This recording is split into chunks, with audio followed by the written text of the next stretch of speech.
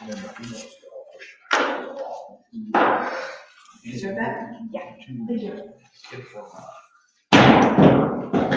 It's 10 a.m. on January 2nd, 2026. We are here for the Berlin Township 2026 organizational meeting. I call this meeting to order. Let's start with the Pledge of Allegiance.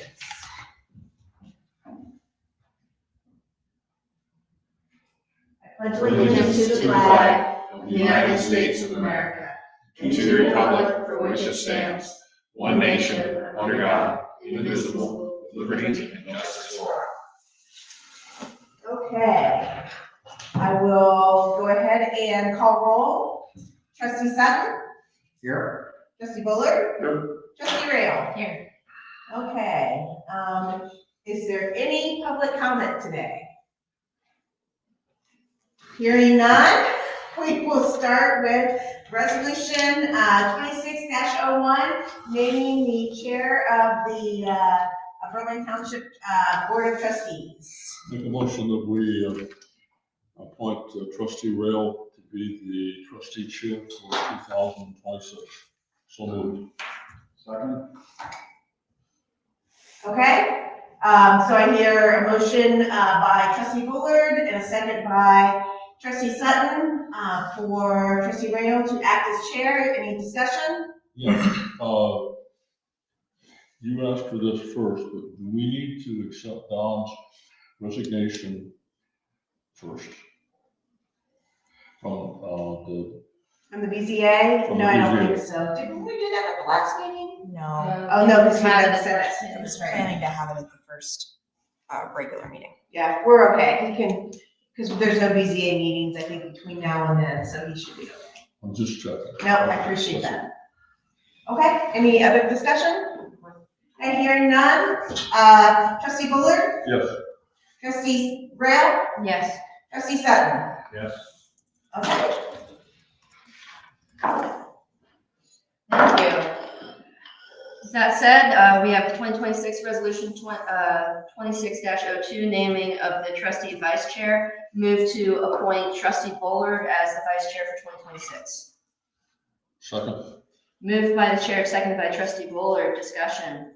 Would it, this is just a question, would it make sense to have Don be the vice chair so that he could be the chair the following year, which would be in the second year, which would be before I leave?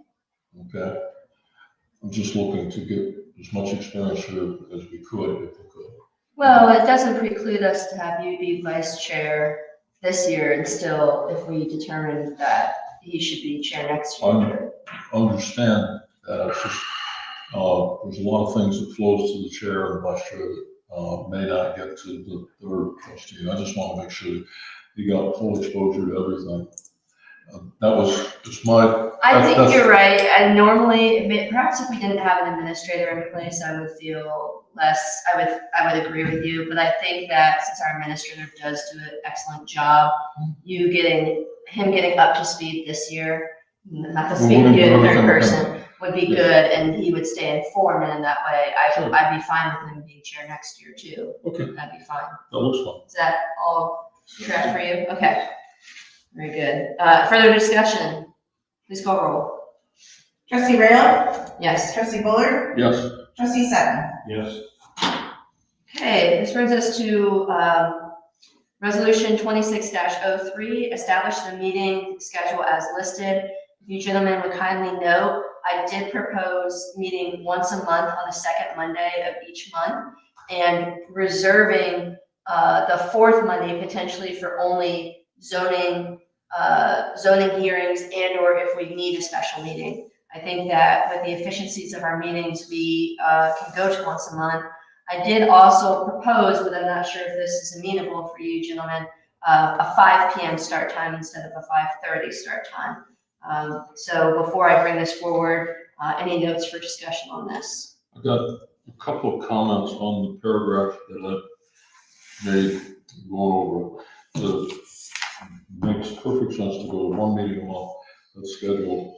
And what it says is we would have to publicize the second meeting, and that would give us a chance to do that. It says Board of Township trustees upon receipt of a zoning proposal.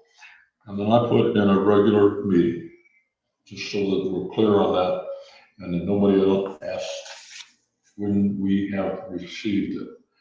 The receipt. Oh, yeah, for- upon for- receipt of a proposal in a regular meeting is what you're saying.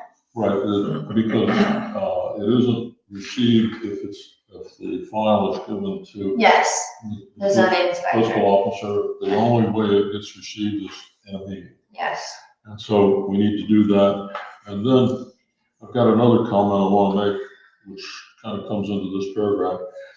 The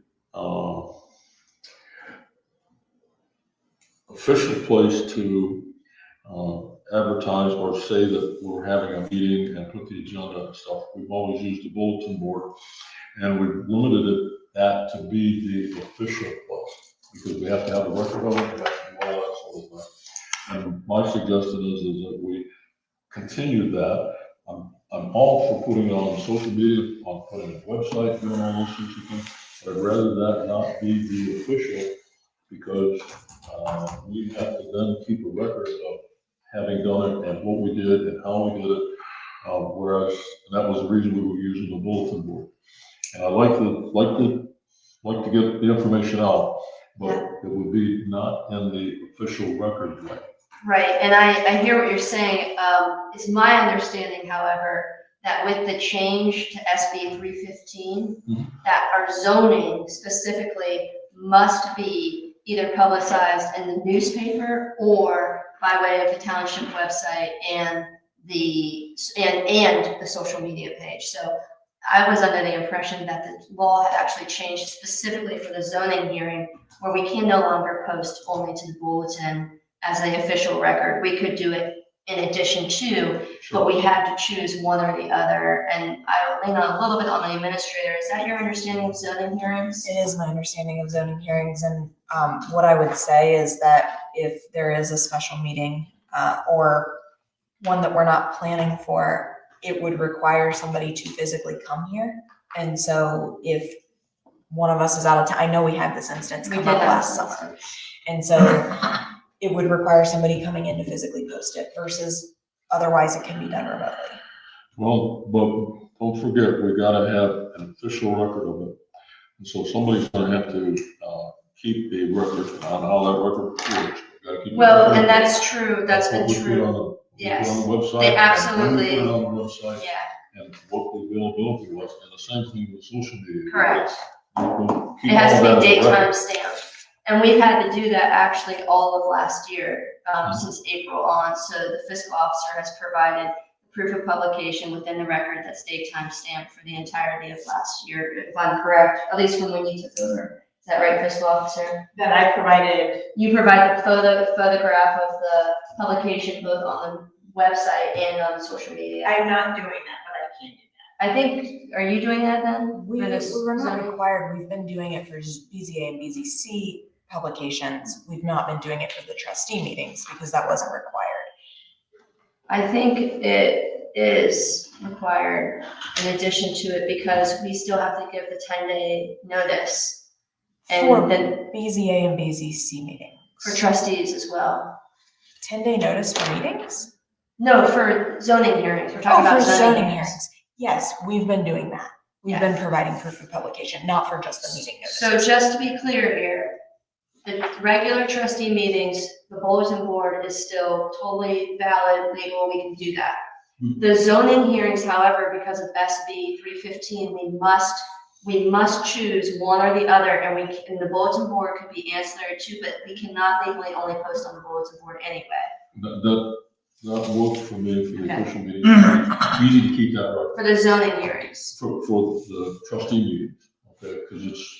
Yeah, okay, Done, so, done, and we got that, we know exactly how we're doing that. okay, And we need to differentiate, I think, between zoning meetings and regular meetings, if that's what we're really that's doing. what I was trying to get at with this. And so we need to make sure that the regular meetings is the official place to put it is on the bulletin. Yeah, okay, And I'd like to, the fiscal officer or whoever puts it up to take a picture of it, because then we got the time and date stamp on the picture. Keep that as a record. And where I'm coming from is the Tower Code Yeah, You I you understand the whole point. That was actually a zoning hearing, or it was actually just a no, it was a regular regular meeting. Regular Yeah. meeting, what we were doing. Well, we did a special meeting on it too. There was a special meeting there too. So for special meetings, let's make certain that this is captured for the record purposes. Regular meetings and special meetings that are non-zoning hearings shall be posted to the bulletin board as advertised and verified. Zoning hearings by the Board of Trustees, upon receipt of the zoning proposal in a regular meeting, shall set a time for public hearing, which date shall not be more than 30 days from the date of receipt of that recommendation. I took this right from ORC. Notice of that hearing shall be given by the board by one publication at least 10 days in advance before the date of the hearing, using the method of publication on both the official township website and the official township Facebook page. Is that all tracked? But I hate to be a step in the. No, it's good. I'm perfectly fine. Sure Yeah. Clear. And very clear on that, indeed. The big thing for me that changed from what our procedure is last year was SB 315, and them saying, you not only do you have to do this method of one or both and, but you cannot do any other method now. And that was a big change to us, because Sure. we, we We're were dealing growing, with Gazette. Yeah. Exceptions if the meeting falls on the holiday, Tuesday. How's the wording gonna be on that? I just read it. Okay, We did the regular meeting for you, and okay. then we kept everything else. So did you want to change the regular meeting to also read bulletin board? then? Yes. Okay. The regular meeting, and then the special meeting will also need, we haven't gotten to the special meeting later. That will also need to reflect that the bulletin board shall be the official notification of special meeting. And I believe with the social media and the website, we've gotta have some record that we did it. And that we have had. I've made sure of that because we got notice from the prosecutor's office that we needed to have that part of the official file. Okay, so it's in the file. It's in the file of the zoning file, not of regular meeting files. Okay, and for the regular meeting, we need to be maintaining it as well. For the bulletin board, making sure we got a good record that we did it on the bulletin board. Yeah, okay. Okay, Exceptions, if any meeting falls on holiday, the meeting shall be held on Tuesday at 5 p.m., so the following day. The other item I would like to propose here is that because we have less than 10 days notice for our January 2nd Monday, and we have not advertised it with at least 10 days notice, I would recommend that we do the third Monday in January for this month. So that we, Holiday? what's that? Is that, Is that Martin Luther King Day? that's what I'm wondering. It usually falls around there. It is. Thank you. Well, then it would be on that Tuesday, right? Or we do it on the fourth Monday of January. let's talk about that for just a second. If we get the meeting, packet on the meeting, the first meeting in January, and we've got to schedule it we've got to have our meeting within 30 days. But we've also got to have it available for 10 days for people to look at it. So we've got to do the meeting scheduled after the 10 days in order to be able to get the packet for people to look at. That's only for zoning hearings. We're That's talking only about for for zoning. regulars, our regular We're meetings. talking about for zoning hearing meetings. Okay, I'm talking about for our regularly scheduled meeting for January. Okay, just for January? Or- Yeah, just We're for, right at 10 days today, right? So could we push to Tuesday the 13th then? That would be, I don't have Tuesday the 13th available. Do we need to meet in January since we're meeting today in January? Do we think depends on that? if you approve my PO list. What do you think, Administrator? I'm trying to pull up my list of things. Because we could not meet in January and then start that cycle in February the 2nd. But I agree with you that we need the zoning hearings. We would need to accept it and make certain that we get all the material out for folks to review within that 14-day window, essentially. Yeah, for them to be able to do that, and then, so that's Mhm. why I agree. we do it on the fourth, rather.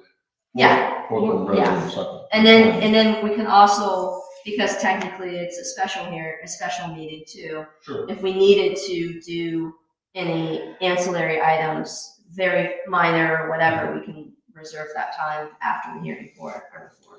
Okay. Okay, do we need to meet in January? Just so I'm clear, you're asking period. Period.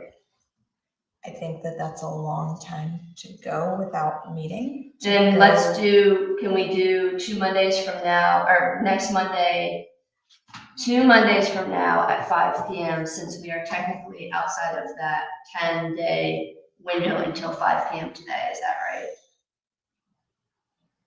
Would that be the We're in the 12th? window until 5 today, because today's the That's 6th. what I'm saying. Yeah, As long as we get it posted by today at 5 PM, we could still meet that second, 12. the 12th, Yeah. right?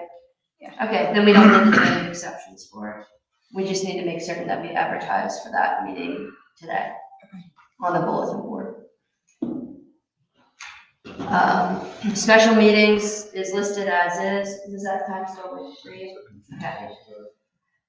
Meeting changes are noted. Do we have any adjustments on meeting changes? Anyone? Road inventory, has this date been confirmed? Okay. Year-end meeting, this Monday, that's the, I think that's, is that the second Monday in December, 5 PM? That works. And then we will follow our year-end meeting with our organizational meeting since we have no turnover on the board. Does that make sense? Okay. Wow. Let's go. Resolution 26-03 to establish the 2026 meeting schedule as listed with the modifications to include the bulletin board shall be the official notice of regular meetings and special meetings, and the modification of the red line version of zoning hearings in which the first sentence shall include the Board of Township Trustees upon receipt of the zoning proposal in a regular meeting to be added. Second. Moved by the chair, seconded by trustee Bowler. Discussion. Don, if you've got any questions, feel free. And we're not trying to keep you out of this. You're in the middle of it. I understand. Just make sure. Thank you. Further discussion, please call roll. Trustee Sutton? Yes. Trustee Bullard? Yes. Trustee Rail? Yes.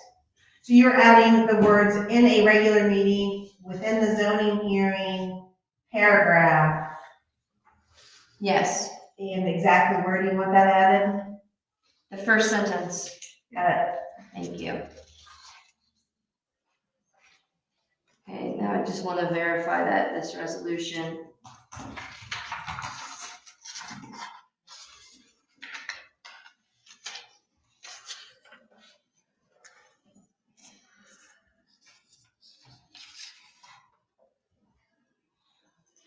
So now this resolution will now need to be modified on, underneath, now therefore be resolved, just above, number 3, where it says the fiscal officer shall receive proof of advertisement verification from the administrator with the meeting times published on the website and social media. I think we need to modify that sentence to say, shall receive advertising verification from the administrator with the meeting times published, as determined by the Board of Trustees.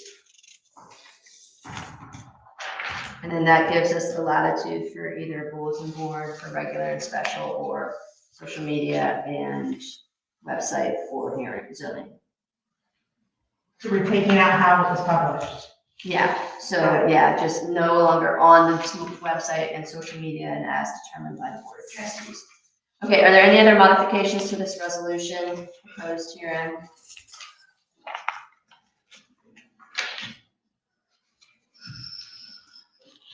And for the record, where do we want to keep that? We have a file for this, the fiscal officer, the record of meeting publications, or where are we keeping that record?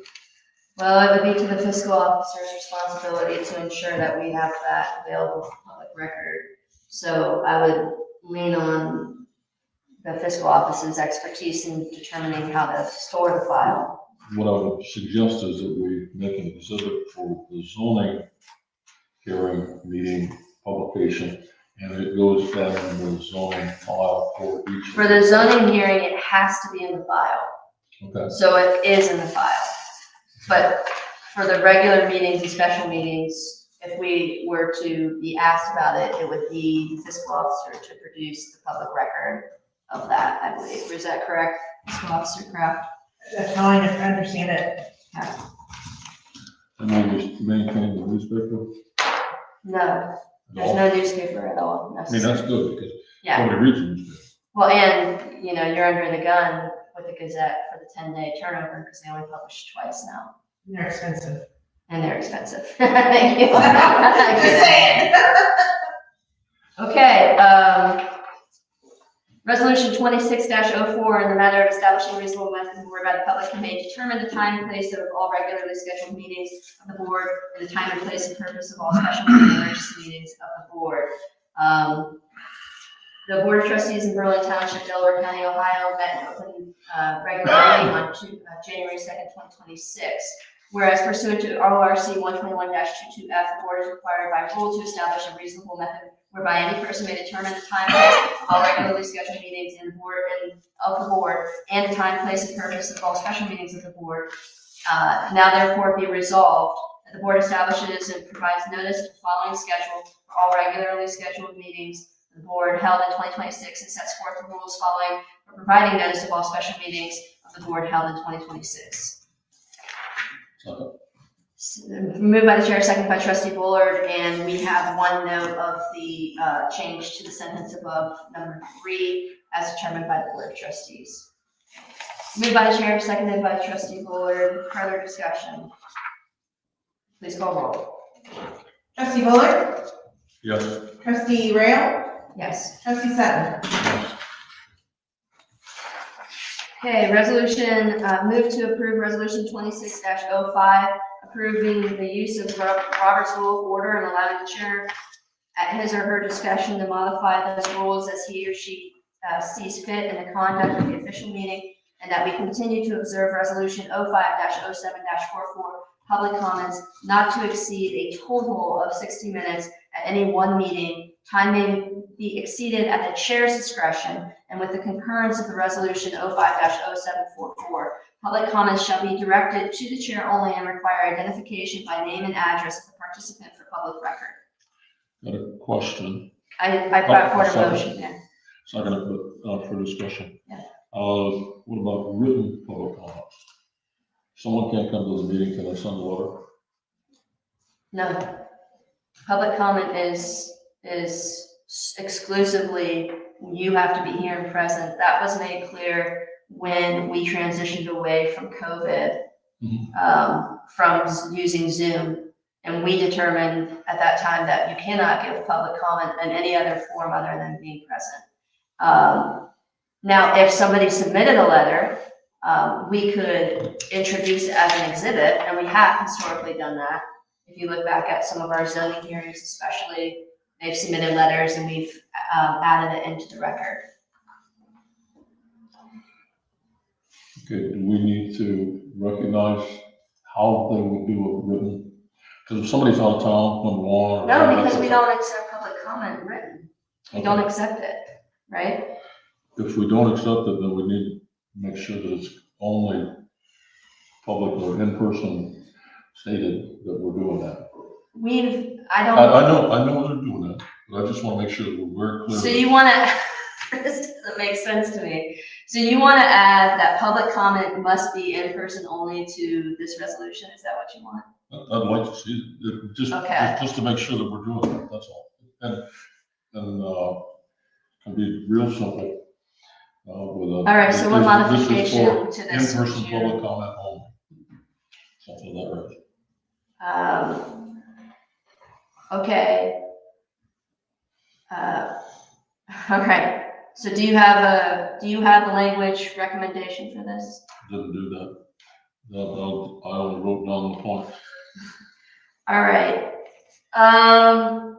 Then we're gonna do it like this. We're gonna say, public comment in quotations double at the end of this resolution and with a friendly amendment being accepted. Quote, public comment, end quote, shall be defined as in person only. Is that, what, is that okay sentence? Does that work for you, fiscal officer? Did you get that? I did. Okay. So I'm requesting a friendly amendment to that, and do I have an acceptance of that friendly amendment? Yes. Thank you. All right, further discussion on this. I just had one quick item here is that I've set this to be 4 minutes per individual for public comments at regular and special meetings. It's at the discretion of the chair, so the chair can say 3 minutes or 5 minutes or whatever. And then public comments do not apply in the same way to zoning hearings because those in fact are technically testimonies. Any further discussion? Please call roll. Trustee Rayo? Yes. Trustee Sutton? Yes. Trustee Bullard? Yes. Okay, this brings us to approve meeting and agenda policies as stated below. Is there any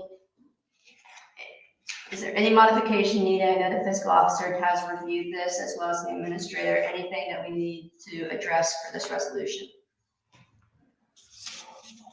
Okay, that being said, move to approve resolution 26-06, approve the meeting agenda policies as stated below. Second. Moved by the chair, seconded by trustee Rayo, or moved by trustee Sutton. Discussion. Please call roll. Trustee Sutton? Yes. Trustee Bullard? Yes. Trustee Rayo? Yes. Okay, department liaisons. I have mentioned that in the absence of trustee O'Brien, I would like to be the fire and fire station liaison.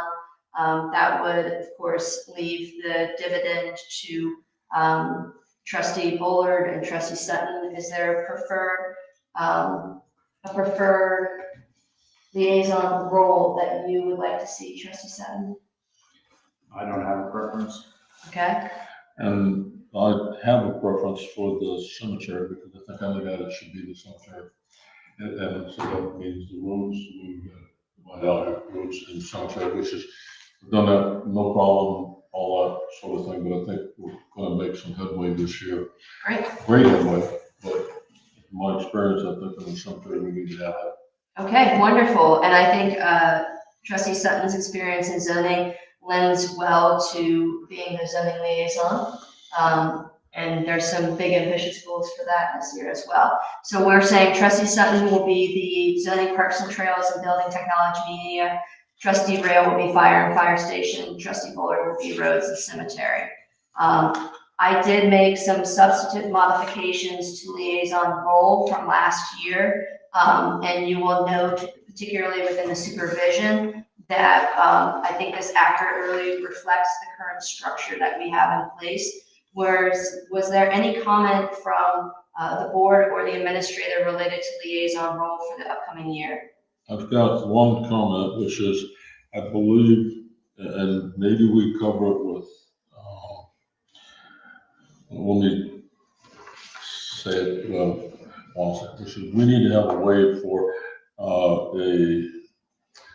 either the liaison or the administrator or be able to take care of a dollar increase for purchases and that sort of thing on a project, or change orders, or anything that happens to come along with the project that's coming through. Now, maybe we can cover that with the spending for each department and say that that's okay, and that's the way we would do it. Or maybe that is to make that the administrator is the one who's able to do it. But anything that would come up, I don't want to get into a situation where you got to you stop whatever you're doing because you found something in the middle and you can't do a change order. But we need to be able to correct and complete the project. And that's what I'm trying to figure out a way to put in there. I think it's another, item 5.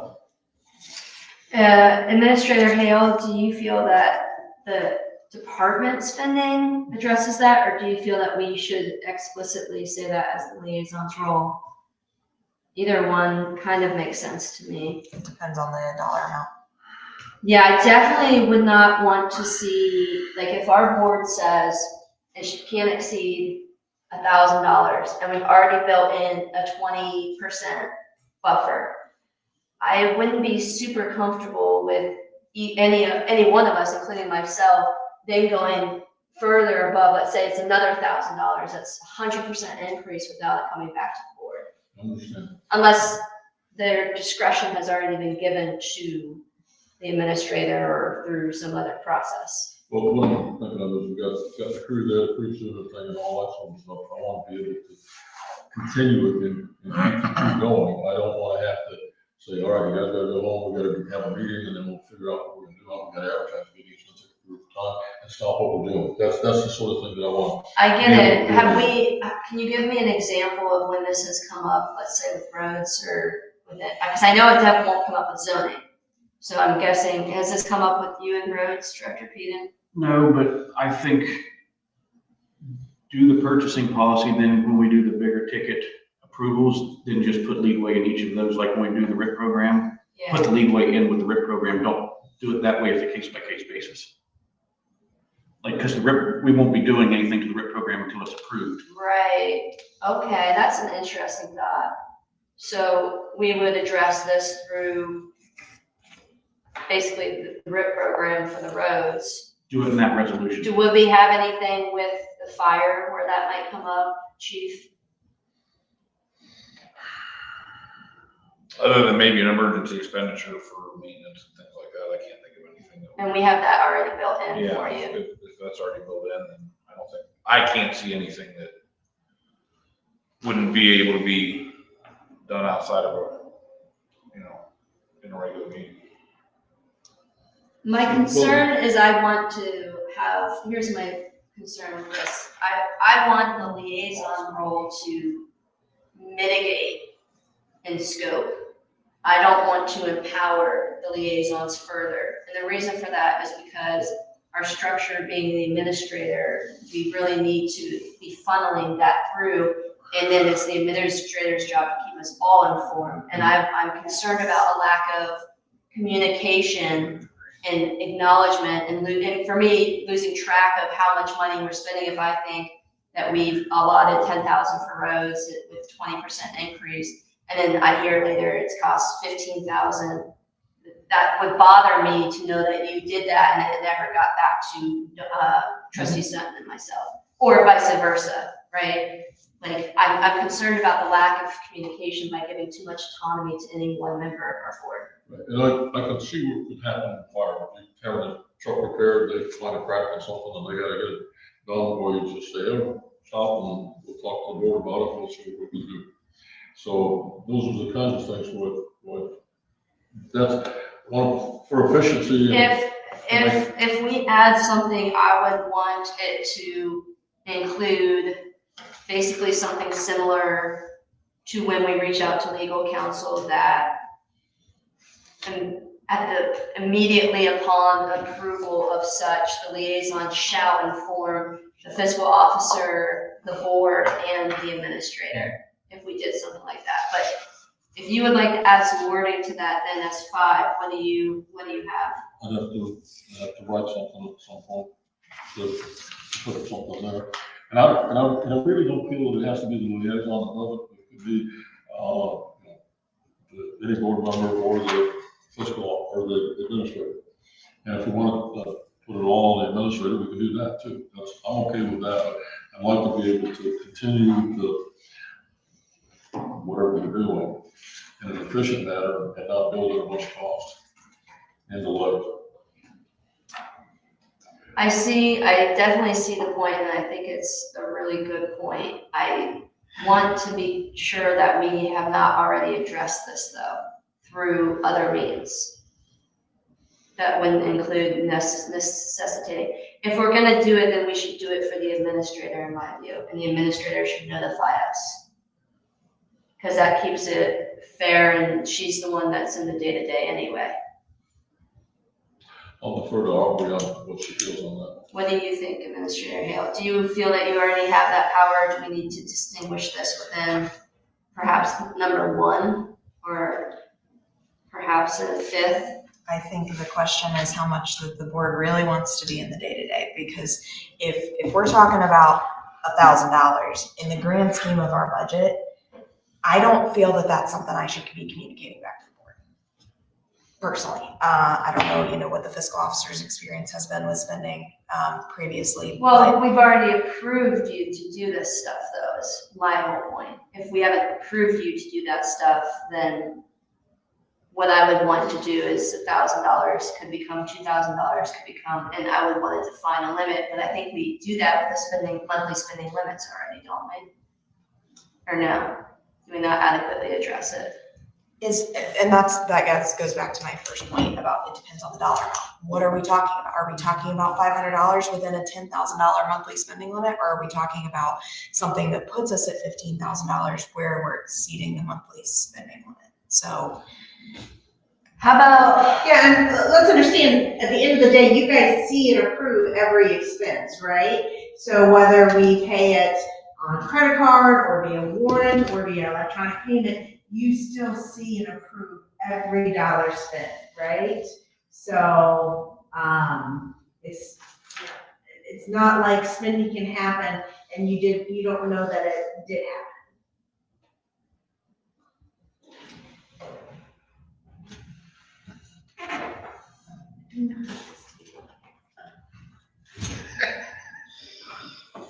Your chair's long. so liaisons already are provided with the department budget monthly amounts, and they are able to approve that. Do we want to make explicit liaisons are permitted to approve spending within the allotted department amount? I think what you're gonna find, because this is gonna be your first full year with an administrator, these roles are really going to, your liaison roles are gonna become much more visionary and less in the weeds. That's where I was Yeah. trying to get to with this Exactly. description already, but if we feel that we need to add something for spending, then I want to make certain that we capture all the board's concerns here. Liaisons are permitted to approve spending within the allotted department amount and to exceed such amount shall notify other members of the board. So if you have to spend more, Like a comment, I think that's when we hired an administrator, I don't think we need to add that language. Let's let the administrator do the job that we hired for, and if it's exceeds a daily limit or weekly or monthly limit, she's going to come back to the board for additional approval. okay?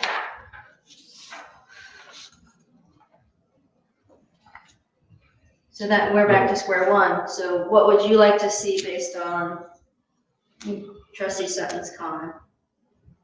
Would you like to see I don't language know added if he heard still? all of it. Huh? I don't know if he heard all of it. Oh, did you hear what Trustee Sutton said? Okay. You don't agree? I'm just trying to mull it over in my mind Okay. to think about it, but, all I'm interested in is being efficient and keeping things moving. This is what I'm trying to do. Okay, well, how about this? In the spirit of doing that in this meeting, let's go on ahead and approve the language as is. And if you think that we need to address the liaison role specifically in another way, or if we can do the RIP program or through other solutions, have you and Aubrey work together for a resolution at our next meeting for a modification. Okay, that works. Does that work? And Okay. I think it could be the fire department, it could be virtually anybody, Yeah. if they could get into this. Well, Okay, I think that for this one, we will not add any language at this time, but that we will have as a task, action item follow-up that the administrator will meet with Trustee Bullard to discuss that particularity, and I'm happy to entertain the motion in our next meeting if necessary. Okay, that being said, any other modification requests for the liaison role that you guys see? why don't we just put a statement in this, supersedes all liaison, motions that we've had in the past. But this is the complete liaison, package. Because we had a whole bunch of stuff last year.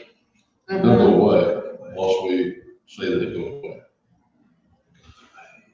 Okay, then I'll do 5 for point 5.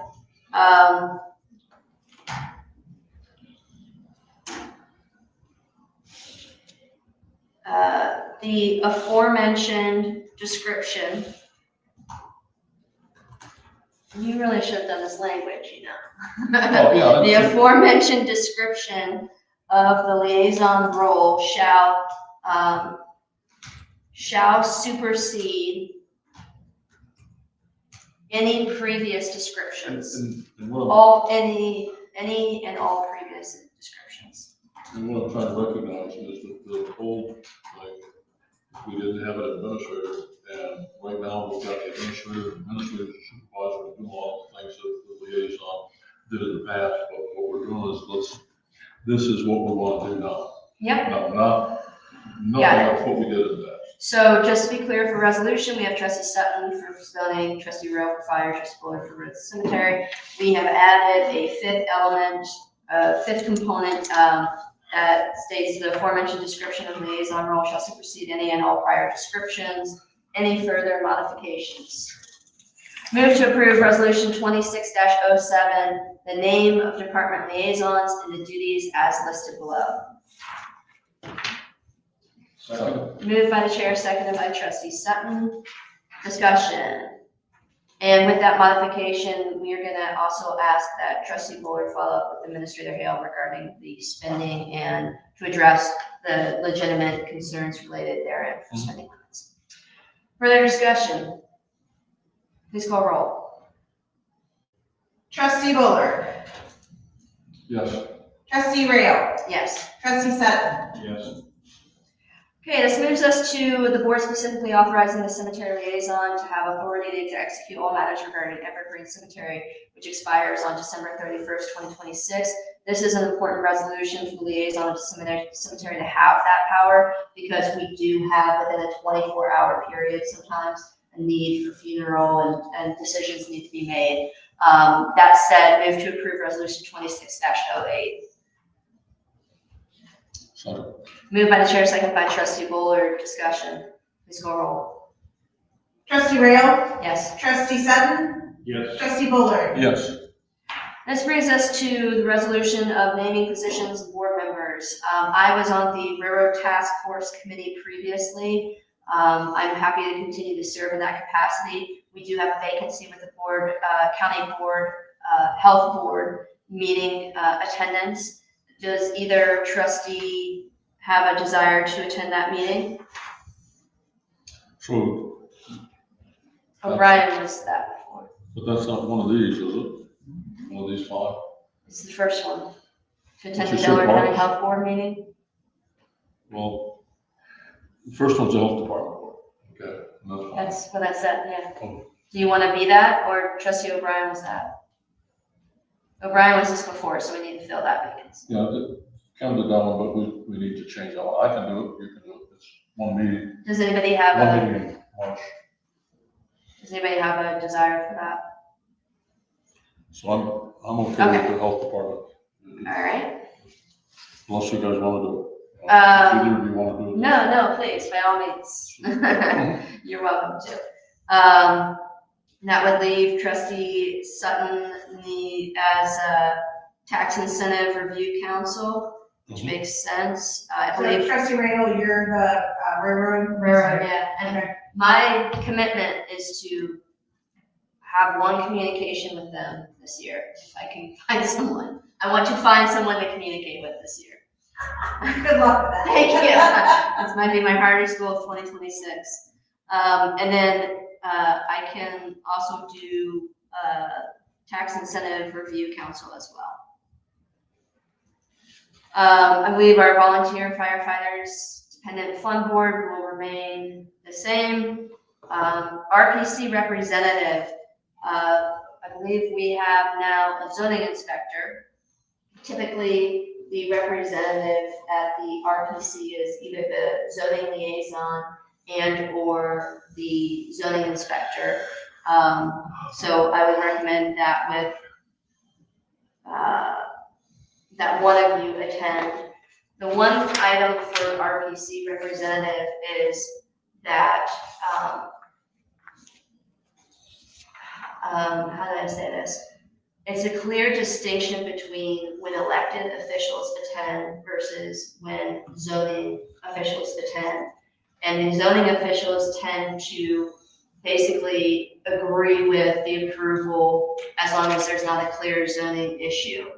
The electeds have really pushed RPC to preserve the integrity of other townships and other municipalities' comprehensive land use plan. And so there's been a number of instances in which the elected officials have voted no for something that maybe a zoning inspector would have let pass. It just kind of depends on how involved. If you would like to be that role, that would be great. Or we can have Philip as a backup, or we can have Philip as the primary, you as backup, and I'm happy. Or the administrator, if she would like to be the third backup alternate too. That said, do you want to? It's a monthly meeting on Thursday evening, so there's a little bit of a bigger commitment than some of our other, items. Can that be you said and or? Like if you want to be the primary representative, your name will be called every month, but then Philip can go in your stead. Or if you want Philip to, then we need to make certain that we put we adjust his hours accordingly. I'll be the primary. Okay, for this year for sure. Okay. So we have the RPC representative of trustee Sutton. We have the alternate then as Philip. I'm sorry, last name escapes me. Amber. What is it? Ambler. Ambler. And then I'm happy to continue to serve as alternate 2, which means I hope to not receive a call from you gentlemen anytime soon. Okay, appoint and or name position to the board. Move to approve the name appointments for resolution 26-09. Second. Moved by the chair, seconded by trustee Bowler. Discussion, please call roll. Trustee Sutton? Yes. Trustee Bullard? Yes. Trustee Randall? Yes. Okay, I did have the opportunity to work and provide information to the administrator and fiscal officer. I think that all these dates are up to speed. Administrator, was there any note for the appointment updates? Move to approve resolution 26-10, motion to appoint architectural review board, Parks and Trails committee members as listed. Second for discussion. Moved by the chair, seconded by trustee Bowler. Discussion. We got, if we look at the architectural review board, Christina Littleton's position is open as of yesterday. And needs to be, because her term expired December 31, 2025. Oh, this is because, we had that legal opinion where if we don't renew by the date of, it does not automatically vacate that position. Okay, but That we would have to accept that as a vacancy. That's why, and this was my point for why we need to meet on before the second initially. all I'm saying is we either need to renew her or figure out some way to take care of that. And the same thing goes with down below the next one, Christina Littleton and Summer Marshall. Oh, you're looking at a prior version. The updated version has Christina Littleton at 2029. Okay, so you've got. This one is updated. Okay, I'm looking at. No I'm problem. looking That at. explains it. Sorry. You got it covered. We got it covered, but to your point, this is the concern that I have with meeting after the first is there's a day in which technically these are not renewed. And we've had legal opinion that says this, if we don't accept it as a vacancy, they can maintain it, but that's why we think meeting in December instead of January is important so that we get that renewal in place. Okay, and then we already, I sent the charter, so the reflection of this is that Parks and Trails does every other year, and ARB does every 4 years, according to the charter. And the concern I've got is that we've got, in the Parks and Trails, 2 people that come up, in 2 years, or, what I mean is the first 2 are, December 31. That is way outdated. We have 8 people now.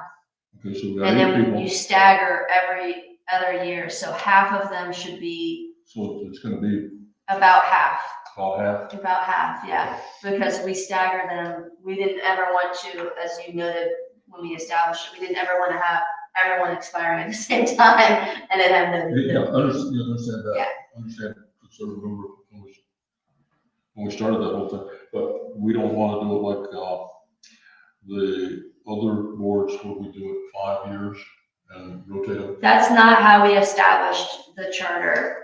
That's not how it was established, and I don't have any care to change the I mean, charter at I'm this okay time. with this as long as we understand. what's Yeah. going on. Yeah, but I do think if we have other committees, that we should have a standard 4-year term, just to make it easier for consistency purposes. Okay. But yeah, do you want to review these? Just. I got it here. Oh, you got the new one, yeah, so you should I got have, the new one today. yeah, you should have both up, I yeah. got the other one. Made a whole Okay. bunch of notes on it, that's what I'm going by. All right, any Okay, further no, discussion? Please call roll. Trustee Bullard, Yes. trustee Rail, Yes. trustee Sutton. Yes. Okay, this brings us to approval of retaining legal counsel. Do you have any comments or notes within that? I do want, let me see if it's changed, but in the last paragraph, Last paragraph?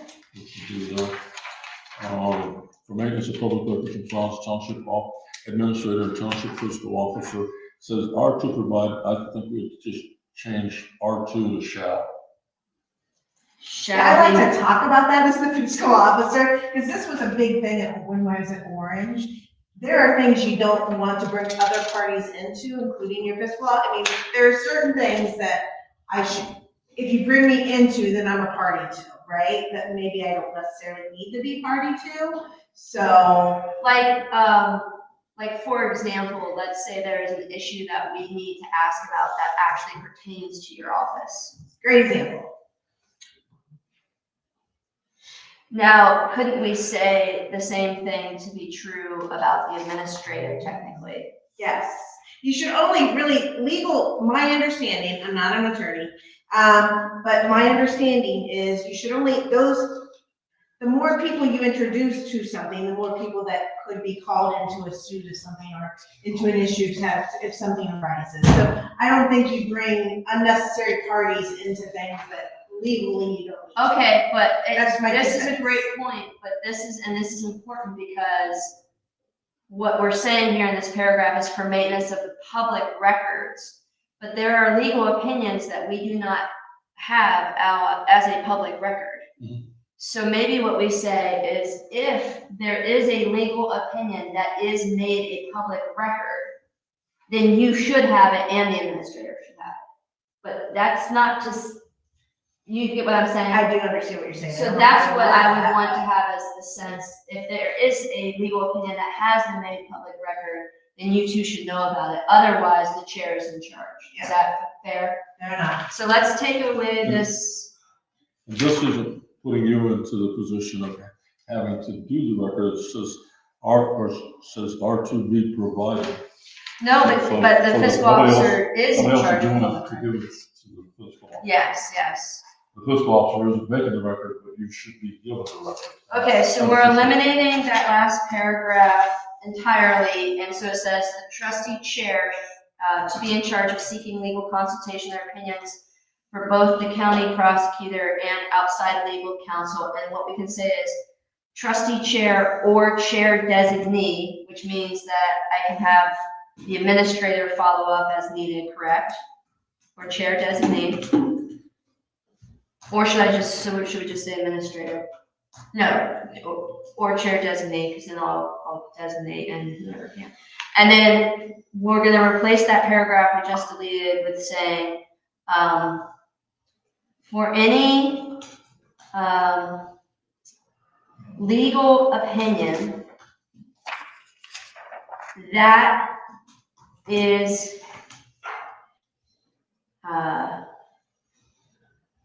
made public for public record purposes shall be provided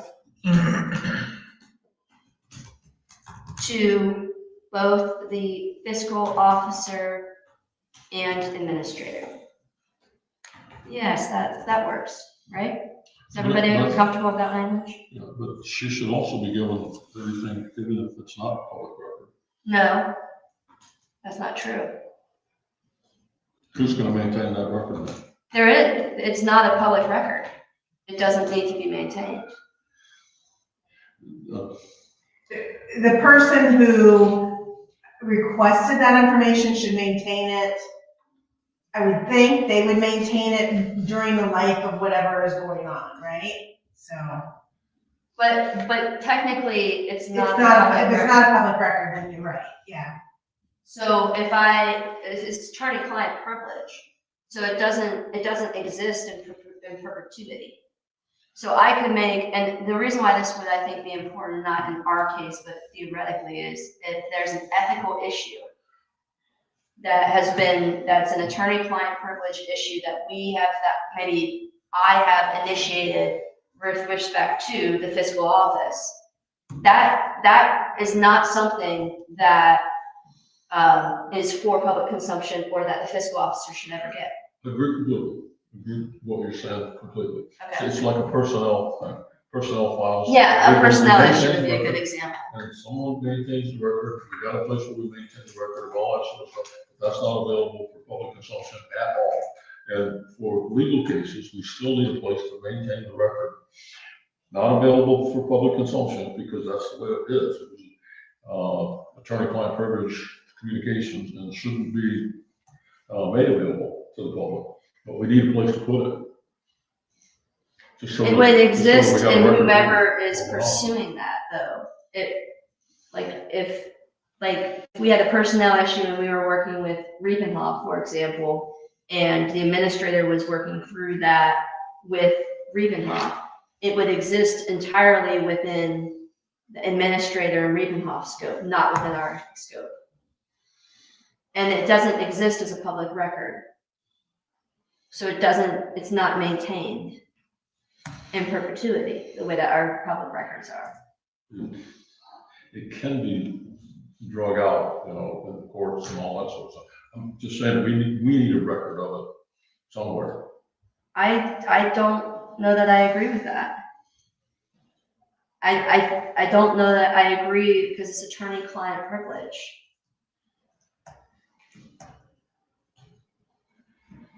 What do you think? Don't have enough experience yet to put an opinion out.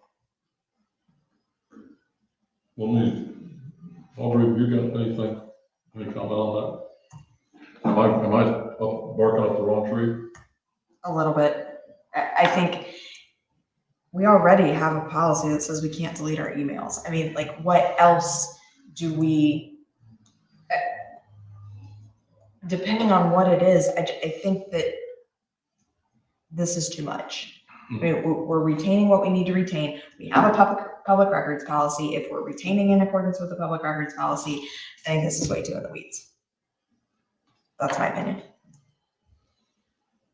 Well, and I appreciate both that point as well as the fiscal officer's point that I don't want to create undue liability for anyone that really has no business being on that legal opinion. Mm-hmm. I personally think this is not manageable to try to, as far as this should include all types of media, written letter, email, verbal, phone message, direct verbal response. So that means that I have to somehow maintain and provide to Lisa every time I talk to an attorney. No, no. But that's what this states. And that, we got rid of that. So we have, for any legal opinion that is public, for public record purposes, the fiscal officer and administrator shall be provided that information. Like, it's a legal opinion. It's a legal opinion only. So nothing else would be, so it would only be the official opinions that are It would provided. be the legal opinion, yes. And it's important to me that you are aware of that and the fiscal officer is aware of that. For a fiscal officer, if it's made public, it's public record, the fiscal office maintains public record requests. It's important for you because if this is a legal opinion, then you need to be informed so that you can be aware and implement as needed. But we are extracting the emails, written, and all that. So if we're just talking about legal opinions, then we will maintain them, and that's, I mean, I already do, so. Well, technically, the fiscal officer would maintain for public records. You would be informed of it so that you're aware of it. Yeah, technically you do, but what we're saying now is I may initiate a legal opinion that you do not know has been initiated. But if we make it public record, then you would be informed of it.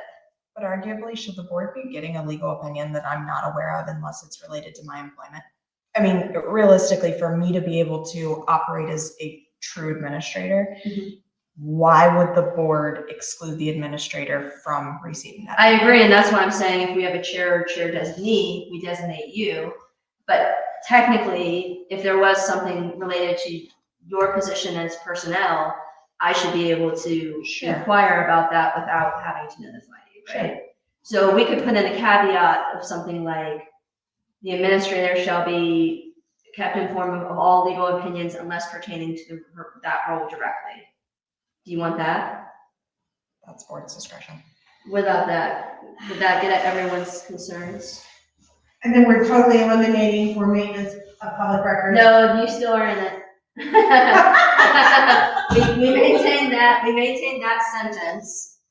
And then what we do is, we say, above that, where we say trustee chair or chair designee to be in charge of seeking legal counsel or opinions from both county prosecutor and outside legal counsel.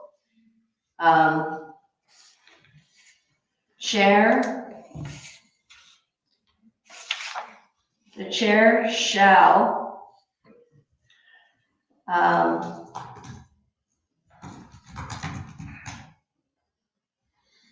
inform the administrator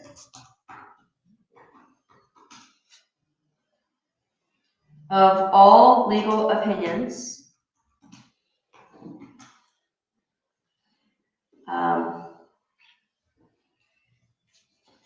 except those which may pertain directly to the administrator's role. Is that fair? Administrator's role or employment. The administrator's employment. Administrator's role. Administrator's employment. I'm not concerned about the immediate situations, but I'm concerned about the long term. Okay, well, I think that this addresses the long term. I think it 'Cause keeps the things like administrator this informed where needed. Seem to take years, and a lot of times people change, a lot of times things happen. For someone else to have a record, and us to not have a record is a problem for me, but that's. But that's not we problem. persist all of our emails, no matter if they're a board member or not. Like, we can still access emails after they're gone. For our employees, but we're saying that Dave's Ripenoff's got the record, okay?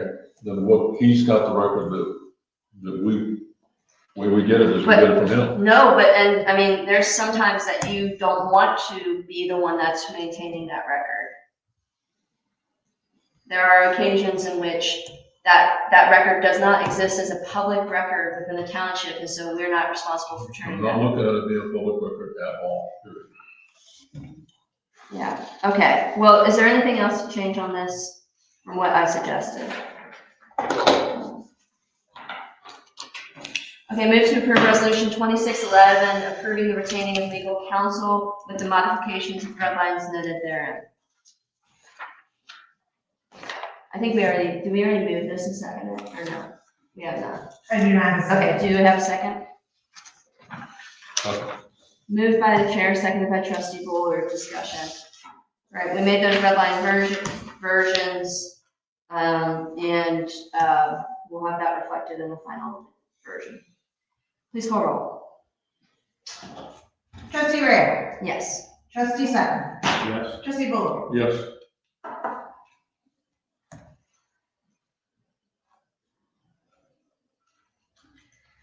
Okay, so resolution 26-12, move that any legal counsel sought by the staff shall require approval of the township administrator and the department liaison to be informed. No, the thing I think is it should be, all trustees should be informed. Just Okay. Not just the liaison. And the board of trustees to be informed. That's my thought on Yeah, I agree. All right, do we have that change reflected, fiscal officer? we do. Move to approve resolution 26-12. Second. Moved by the chair, seconded by trustee Sutton. Discussion. Well, they both said it. Did they both say At it? the same Thank time, so I've been choosing one or the other, right? Trying to be equitable. Moved by, we'll go with Sutton this time. Yep. Discussion, please call roll. Trustee Sutton, Yes. trustee Boller, Yes. trustee Ray. Yes. Okay, fiscal officer's authorizations. I imagine the fiscal officer has reviewed this and there's no other changes needed. No, we're good. Move to approve resolution 26-13. Second. Moved by the chair, seconded by trustee Boller. Discussion. Please call roll. Trustee Boller, Yes. trustee Rayo, Yes. trustee Sutton. Brings us to resolution 26-14, holiday observance policy for full-time non-bargaining union employees. Is there anything to consider further on this? I did want to call out the administrator's note. I don't know if you all reviewed that. There was an indication of wanting to have a half day of just the 24th. So, yeah, and looking at your response, I don't think we know at this point what the federal holidays, I think it's possible that they could change. And so I think that we revisit this, should that come to be. I'll bring it back before the board and say, you know, we need to look at this again, but I'd rather wait until we know a little bit more to Yeah. dive into that. I think that seems prudent. Okay, any other items for this? Okay, move to approve resolution 26-14. Holiday observance policy for full-time non-bargaining union employees. Second. Moved by the chair, seconded by trustee Boller. Discussion. Please call roll. Trustee Rayo, Yes. trustee Sutton, Yes. trustee Boller. Yes. Okay, that brings us to resolution 26-15, miscellaneous township payment policy for non-bargaining union employees. Of note, this increased the minimum allowed per day for meal reimbursement from 35 to 50. And was there anything else modified on this? I think no other modification recommended. This is for 2615. 26-15, yeah. I got a note here that original receipts required when available. Just want to make sure that that gets put in there too somehow. Excellent. Where is that at? For any of this stuff, like the maximum of $50 for meals, well, you get reimbursed for what receipt you put for it, you bring it to it. Okay, Or yeah. pick any one of them, but original receipts are required to get reimbursed. Okay, so for 1 through 3, I believe we're talking about, right? So we'll do number 5 and say for items 1 through 3, receipts are required for reimbursement and originals when available. And where I'm kind of coming from is Yeah, no, it makes going sense. to the convention, you go down, you get the meal, you can come up with a receipt. But the parking, you got the issue of coming up with a receipt for the parking, is the way you're doing now. Yep, I get it. All that stuff. I get it. Okay, does that work for you? Yes. Okay, move to approve resolution 25-15, miscellaneous township payment policies for non-bargaining union employees with the addition item 5 added. Second. Moved by the chair, seconded by trustee Sutton. Any further discussion? Please call roll. Trustee Sutton? Yes. Trustee Bullard? Yes, Trustee Rayo? Yes. Okay, this brings us to the township hall adoption of rules. first sentence, Berlin Township Public Meeting Room will be available to all adult responsible residents. I think we do say you have to be 18 for and below. There must have been a chance then.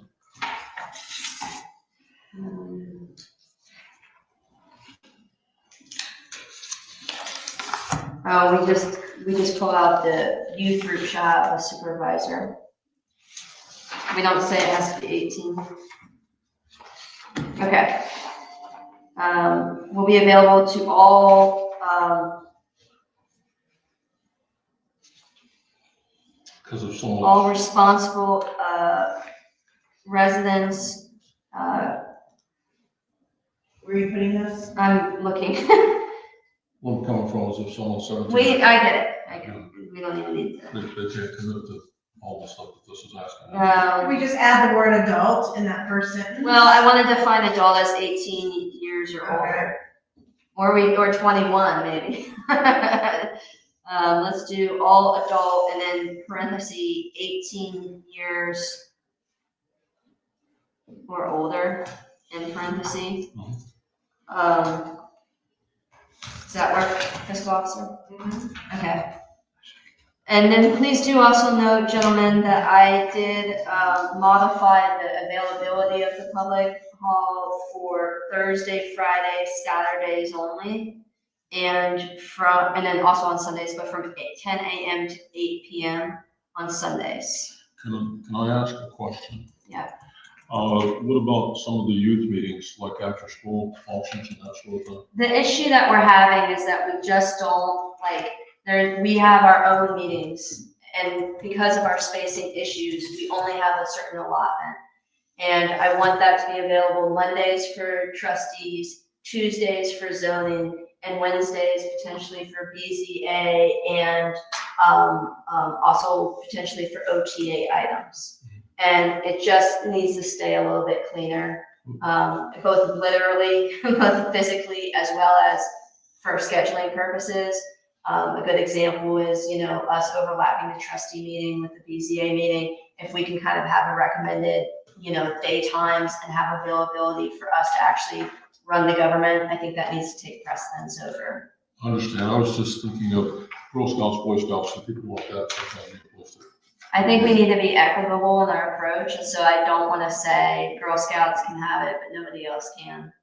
I didn't either. Yeah. But what I'm saying is that group of people that during the day sometimes okay, I just want to make sure we understand we're cutting them out. We're not necessarily, I wouldn't put it as cutting out. I would put it as we do have priorities for the business that we have to conduct as such, and they can still do it, but they would need to change their night. Because they can still do it Thursday, Friday, Saturday, or Sunday. I wouldn't say we're cutting them out. I'm saying we would ask them to modify that availability for their meetings. Yeah. So the only thing I have on this for the weekday things, because traditionally we've been allowing, if there's a funeral back here, for them to have a have a meal or service in here. If they have a burial back there, so if the burial is Monday, Tuesday, Wednesday, Thursday, are we gonna stop doing that? What's the board's discretion, and does the administrator have an opinion on this? Yeah, I had given thought to that. Overwhelmingly, we don't get a lot of, we do have a few rentals that happen during business hours. They are somewhat disruptive to the operation because we have to move around them. However, I think those are few and far between. It's usually the older residents, like the ones that's lived here all their life. I mean, I'd say we have maybe a handful a year, but It's which also, so it's been a practice we have provided if they are buried back here. it's usually for a couple of hours. I don't see it as an issue. We've had maybe one or two this whole year. So I don't think that it's going to be a watershed of people looking to utilize the space. But I think that for those who don't have somewhere to go after an event like that, I think it is an appropriate space. I'm glad that we're memorializing this because as I understand, they also don't necessarily pay for it because they use it for a couple hours. Is that right? That's how we've done it in the past. So I would prefer that just be memorialized in writing because I don't want, that strikes me as unfair. Some people can have it for 2 hours for free and, others not. I want us to be just clear. So maybe we add at the end of the meeting, these hours include setup and cleanup. We say the only exception is for those, is for a funeral conducted at Cheshire or Evergreen Cemetery. We're putting this, And right after that paragraph where we say the hours, it says these hours include setup and cleanup. Yeah. We say the only exception is for a funeral conducted at Cheshire or Evergreen Cemetery shall have up to 4 hours.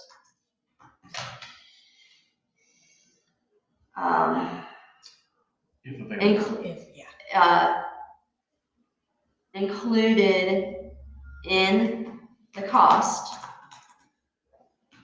as available, if available.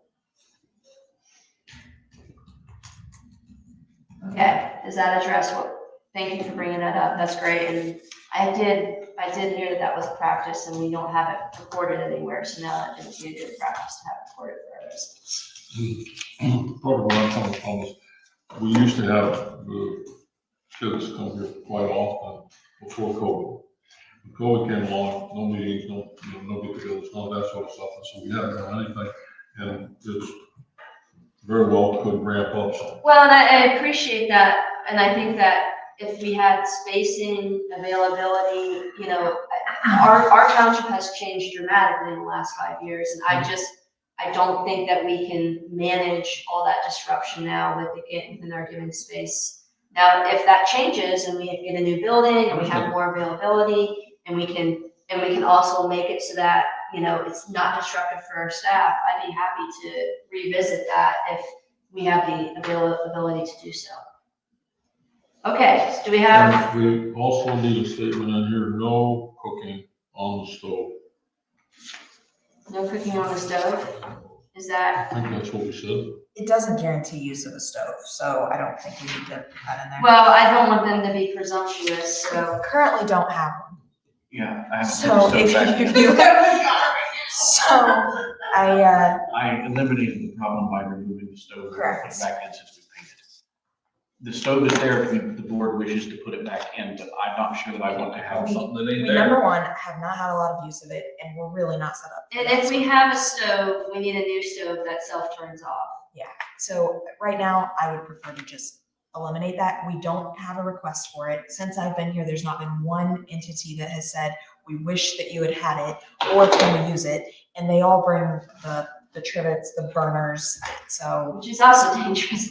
Okay, so we don't have a stove, that eliminates that, but if we had one, it would be a good thing to have. Anything else? Okay, move to approve resolution 26-16, approval and adoption of the township hall rental rules with exhibit 1 and the modifications provided therein.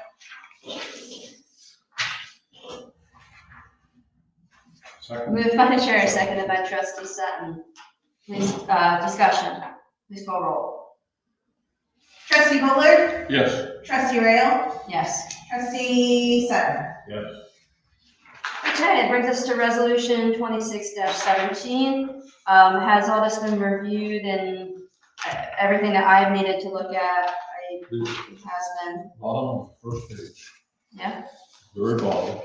How long is that for? The renewal, You got the, temporary permits. You pay $400 for a single family home model for 6 months, and then you get renewal of the model until 90% of the building permits in the entire plan subdivision are issued for $400. Is that 4 or 5 years or whatever period of time you want to keep it there? Until you get the 90% built up. Is that what, I mean, is there anything that we want to say on that?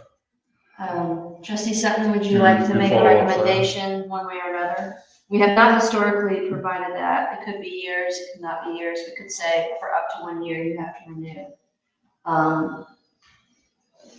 Either way, I don't have an opinion about it, so. Have we been billing that in the past? Yeah, after their first year, we do bill it, but then it would be us having to go after, so to speak, the builder each year to pay that fee. Could we add annually, so if they go year 2 and year 3, that. Okay, renew of the model home until 90% or, right? Mhm. Until 90% of the vote in the entire plan subdivision.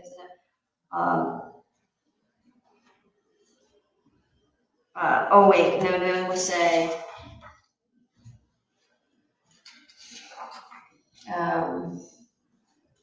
90% or up, period, to be renewed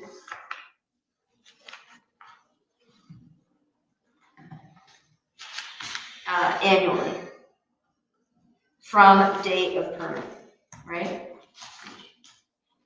Okay. All right, anything else for that? That was for the model home. The model home at the end of page 14, temporary permits. Renewal of model home until 90% of zoning permits and entire plan subdivision are issued to be renewed annually from date of permitting. Anything else? Move to approve. Hang on just a second, I'm trying to look at here. Does this get us a few pages through? How many pages does this get us through? How about the signs? What we talked about, you got the signs there. We need a statement somewhere that says anything placed in the right of way is considered trash. This is a fee schedule. I wouldn't mess that into a fee schedule, personally. I agree. I think we need a sign policy and we need clarification from the prosecutor's office on the sign policy, but that's not the fees. Okay. And then, do we need to make a statement on the Borderland Township zoning resolution and comprehensive land use plan? We got a price one here, but they're available on the website. That's if they want them printed. What's that? That's if they want them printed. Is that for the book? Yeah, that's if they want them printed. So you can get it for free online, but if you want us to print you a copy, that's what it costs for time and stuff to print it. Yeah, the free online part, but and I'd rather people would get the free online because that's gotta be the up-to-date most. We have not received a single request for it since I've been here, so. Well, we can make a modification there and say, what page is it on? Second page, 15. Just right We'll there. say, how about we say, zoning, Berlin Township zoning resolution, printed copy. And then right underneath, the land use plan book, printed copy. I don't want to say available online here because I don't want there to be confusion about this. This is printed copy and it costs that amount. Understand. Okay. But I we would can rather definitely they say, would not buy it from us, but just take it off the website. If somebody calls and asks me to do that, I would tell them that, hey, you know, you can do this for free. You know, I think all of us would point them to the website first, but if they don't have access to a printer and want to pay us, then. So we add permanent copy to that just to make it explicit. Okay, anything else? Go through this one. I don't think this one got much updated on this.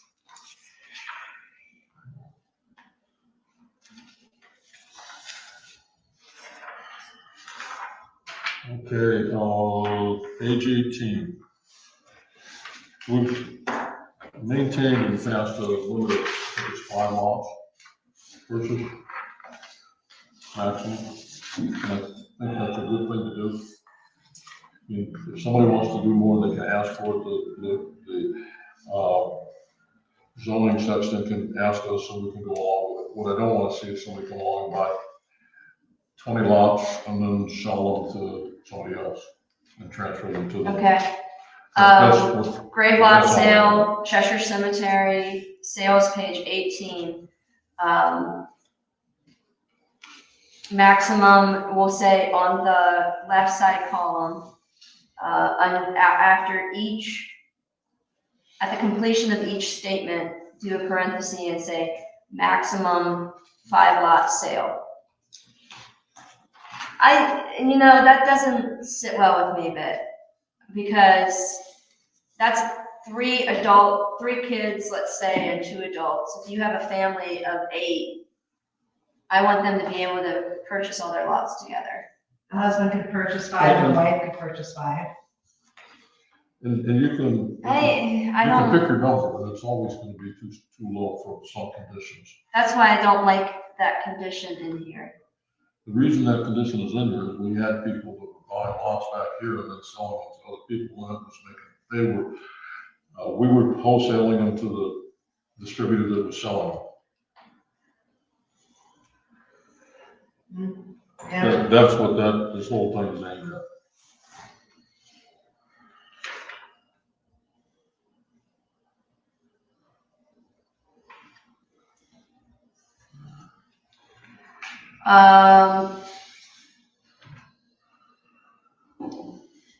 We could eliminate non-county resident sales. No? If you have, let's say your mom and dad are buried back there, Yeah. and you live in Franklin County, and you wish to be buried next to Yeah. them, that You add Not only, any only resale must be people. approved. Can I ask how long has it been since we've had a mass purchase? Do you know? Not any Have reason. what? It's been a long time since we've had something like that occur. It's because we had this rule for a long time.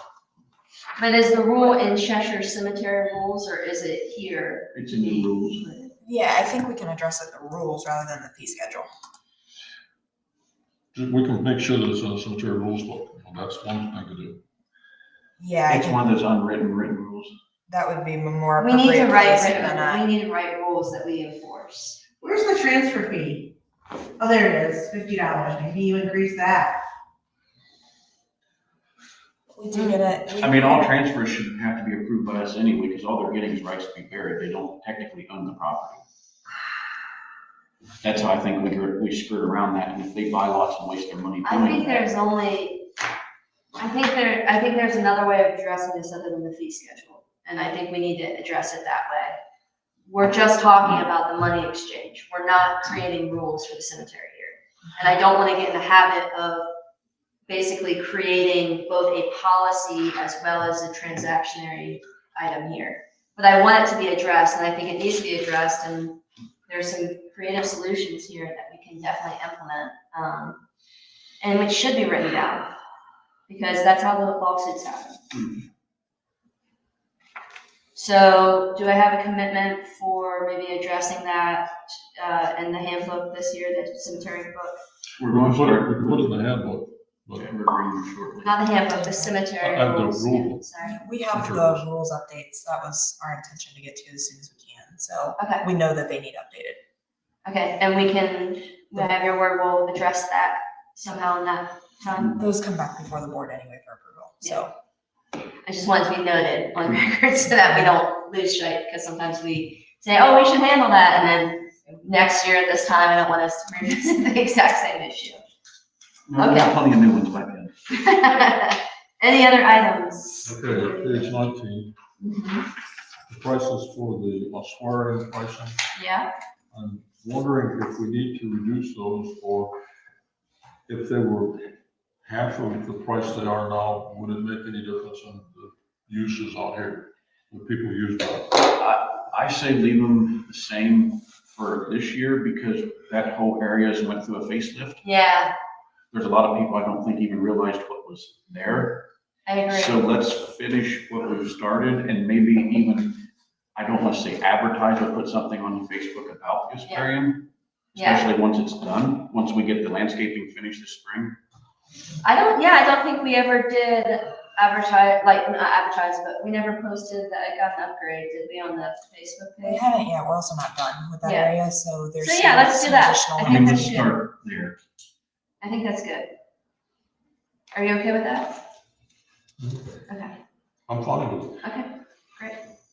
I would, all it is we put a lot of money, $35,000 into doing that out there to begin with, and the return has been minimal at this point. And I'm wondering if we put something in that's not going to be used, and I think it should be used. But what I'm also thinking is if we cut them in half, is that going to get people to stop spreading their own ashes back wherever the cemetery as they're doing that? Oh, You know, to use this, the goal here was to get people to use the ossuarium rather than spreading the ashes around the cemetery. okay. Noted. So we will, push that, see if we have more interest this year, otherwise revisit the pricing next year. Okay, anything else? Other than that, I don't think I have it. Okay. Move to approve resolution 26-17, approve and adopt a master fee schedule as listed in exhibit 2. So, With the, it's moved by the chair, seconded by trustee Bullard, and for discussion with the noted modifications provided. Please call roll. Trustee Rail? Yes. Trustee Sutton? Yes. Trustee Bullard? yes, Okay, brings us to the next resolution. Resolution 26-18, approve essential part-time personnel, we're calling them work on the holiday. Do we have any items to address on this? so, So moved, seconded by trustee Bullard. Discussion, please call roll. Trustee Sutton? Yes. Trustee Bullard? yes, Trustee Rail? Yes. Okay, we have the approval of the appointments for zoning commission, BZA, BZC, regional planning representative, and alternate changes as listed. This is probably updated for you too here. So we have the, this one here, so it doesn't matter to me. okay. Anything else? It's just, I don't think it's- Who's the chair? I do have one question. Okay, Jason. On BZA, Quinn, I think has been the first alternate, would he not move into the vacant position? Certainly, if that's what your recommendation is, we can do that at the next meeting. Or we can maybe do it as a late item in this meeting. No, we should keep the board meeting separate. Okay. There are no And as I said it, I felt the head shaking. So, but yes, I mean, if that's your recommendation, and that generally is true, however, in the case of, like, for example, the BZA alternate one right now, Keith, his travel schedule has prevented him from serving as a full member. And so unless there's some reason that you wouldn't recommend, that would be Jessica would go up to alt one, Quinn would go up to the vacant. If you recommend that. That would be my recommendation. Okay. But yes, we can handle it in the next meeting. Okay, great. Is BZA meeting before our next meeting, which is the 12th of January? No. Okay. And we don't have any issues with that. Move to approve resolution 26-19, approve exhibit number 3, and appointment of zoning commission, board of zoning appeals, BZC and BZA alternates, regional planning representative, and alternate with changes as listed. Second. Moved by the chair, second by trustee Bullard. Are you going to extend the terms of the BZC alternates and the BZA alternates? No. Okay.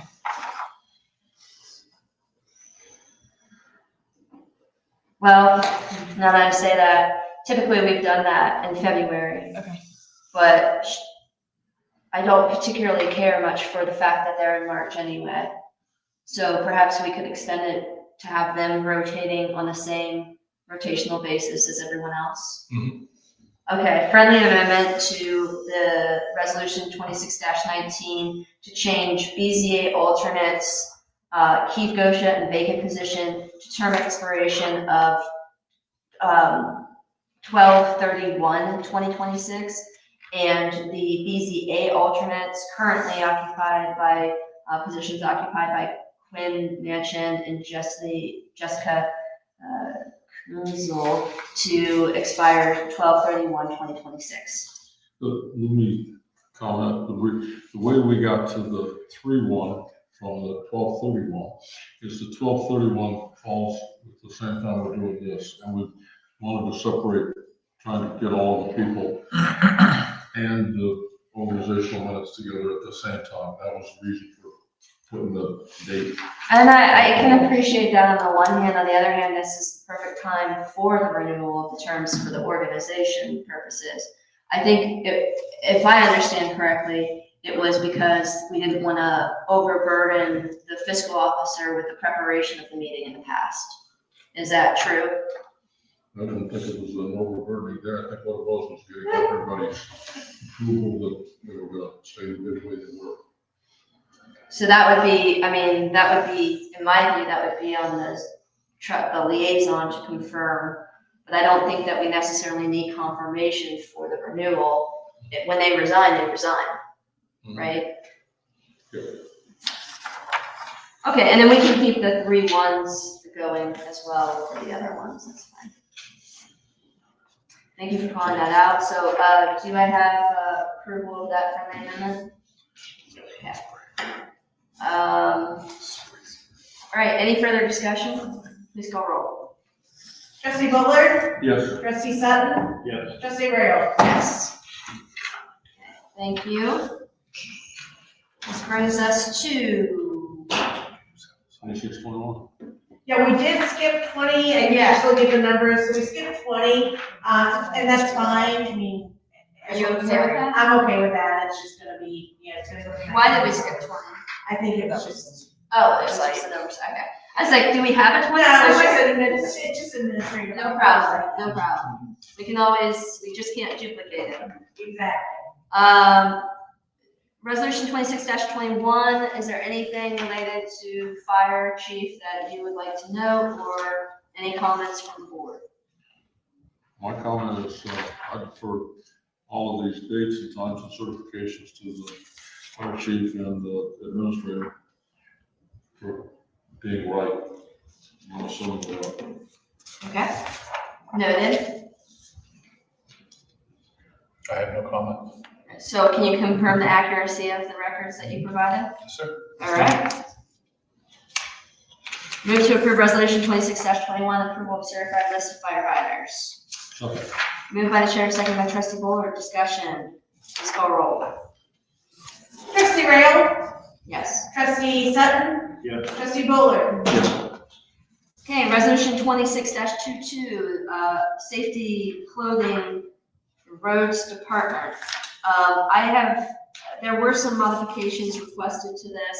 I would like us to look at the clothing policy overall because we have some modifications that I'd like to recommend on our ordering of t-shirts and things like that for township employees. So if everyone's amenable, I would just assume keep it as is, and we can address that at a different time. Mhm. Did you have a recommendation? Okay, resolution 26-22, move to approve township or employee purchase of township safety clothing and gear for road department employees. Second. Moved by the chair, seconded by trustee Bullard, discussion. Well, we kind of limited what gear you can buy. I was thinking that we might want to give the administrative liaison the ability to get whatever we need without having to. And so I was going to put it for other gear as okayed or approved by the administrator or liaison.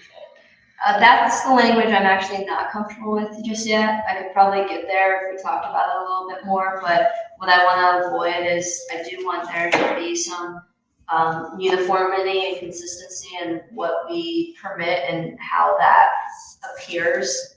So I want some flexibility, but I also want there to be kind of some standardization. And I think that language loosens it up too much for the branding efforts of our township. We can do that, but just bring it to the meeting. All good. None of this comes to the meeting.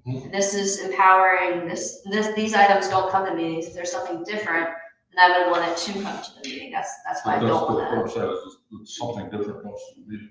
Yeah, that's what I want. Yeah.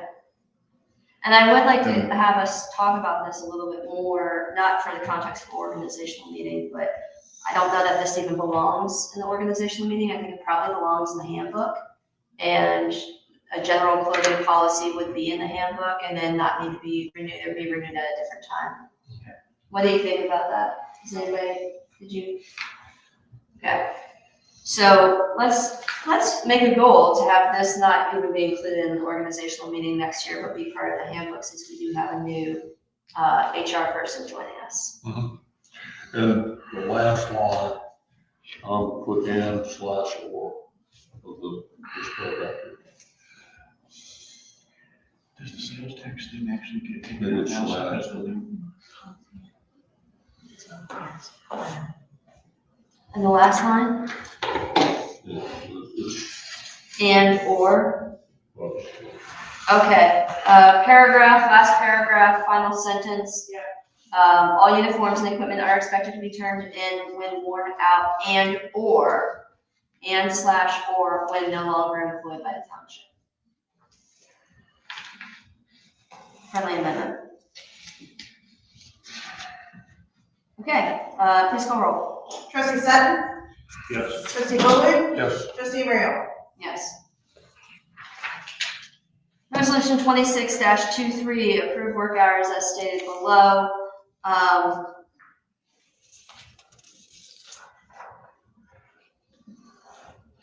Again, I'm not entirely sure that this in the future needs to be within the organizational meeting. I think that this also may be, I don't even know that this is necessarily a handbook item.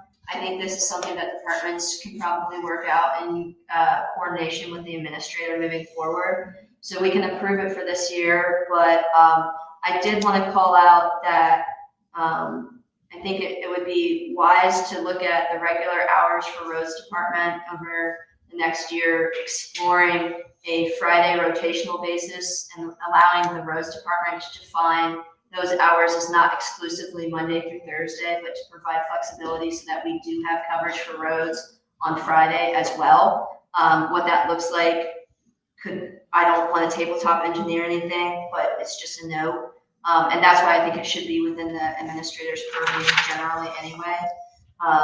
I do think that the zoning department hours, required hours of being open from 10 to 12 p.m. The purpose of this is because there is a clock that starts for the referendum. And the clock starts and continues for 30 days when open. And so we want to maintain that to have an opening in case residents want to bring in a petition of Monday through Friday. And then again, I think the hours need to be a little bit more better coordinated within the administrator's purview moving forward. But historically, these are the hours that are listed. And if we're all still fine with them, we can approve for this year, knowing that hopefully there will be a recommendation or elimination of the need for this next. okay.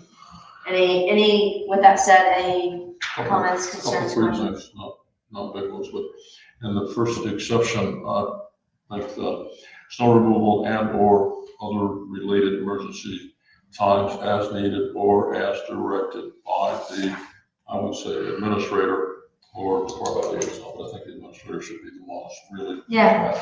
That's good. I'd actually, yeah, let's just do administrator.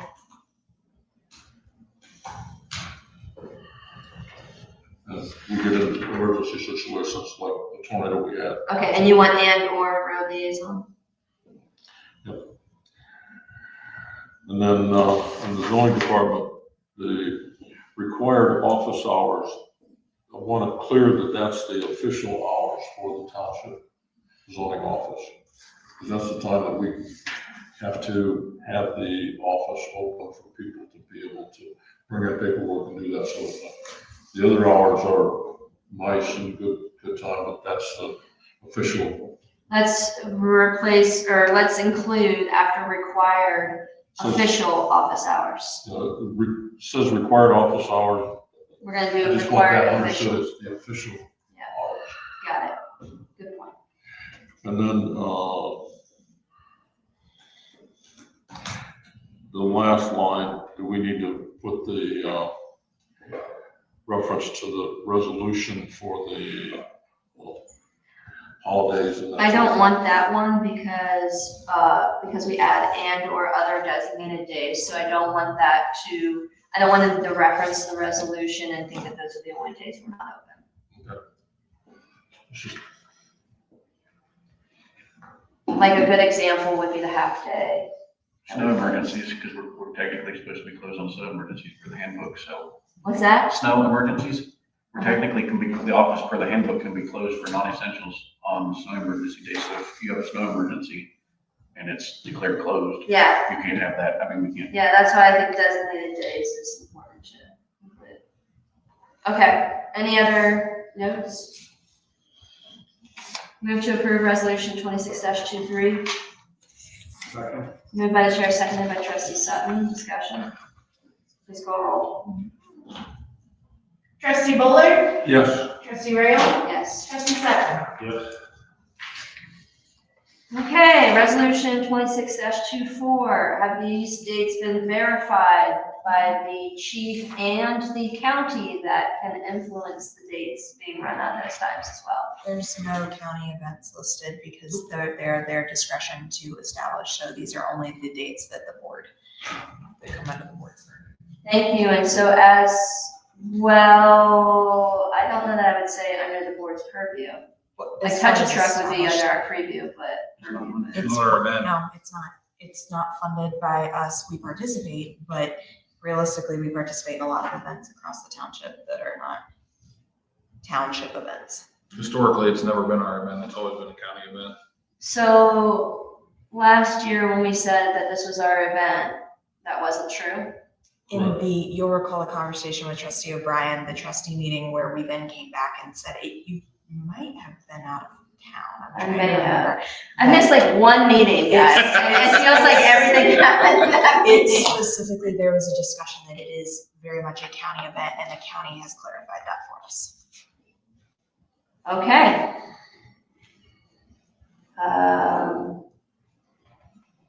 Okay. They have a tentative date, but it's tentative at this point. So. Well, and I agree, if it's not in our purview, it should be in our organizational meeting. I'm just wondering if, in what capacity we have and should then support it moving forward rather than, it felt like at one point we were doing the majority of the planning, but that might not be the case. No, it's anymore. not. County handles most of the planning. We do assist them in areas that affect our department. That's about it. So Okay. there's no financial output for us at all. Okay, so all these events are. Yeah. And Beggars Night, we went on a Saturday. Consistent with October 31st, it's the board's discretion when it's held. Do you want it on a Saturday? What, Beggars Night? For Beggars Night? You want to play with the 31st? I don't want to play with the 31st. I've gotten more phone calls. We moved it one time. I don't ever want to touch that again. That's the third rail. Okay, all right, I have no appetite to fight this fight. All right. Play with it, your name there. That's your name. No I'll problem. do it. Okay. Move to approve resolution 26-24, approve special event date times as listed. Second. Moved by the chair, seconded by trustee Bullard. Discussion. Please call roll. Trustee Rail, Yes. trustee Sutton, Yes. trustee Bullard. Yes.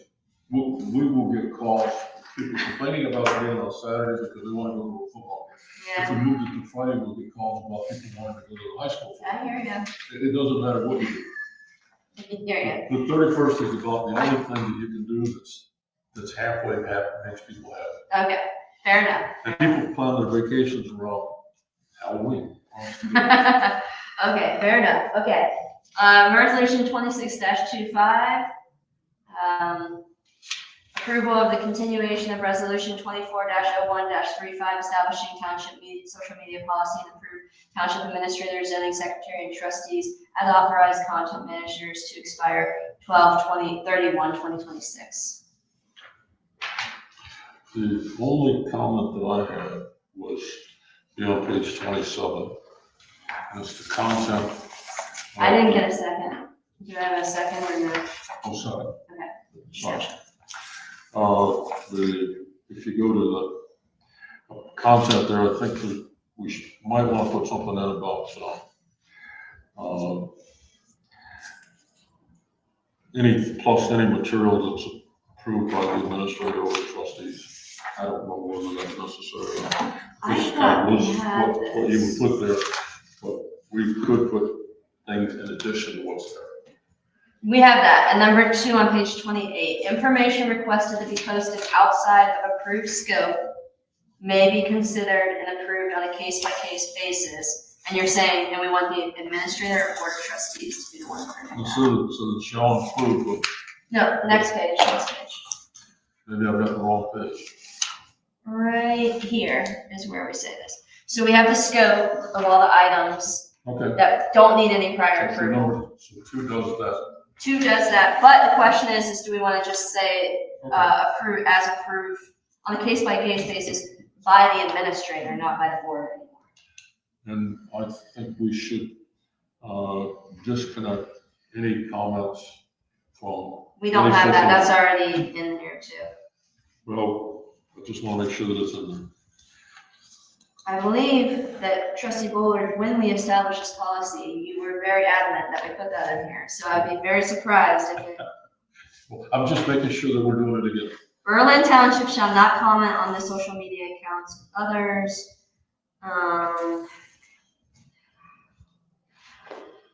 It's in here because we say it's used as a means to provide access to information, not as a means to public forum. Number 4. Where? Number It's 4. just, Number 4. it's not a place for people to sell their ideas.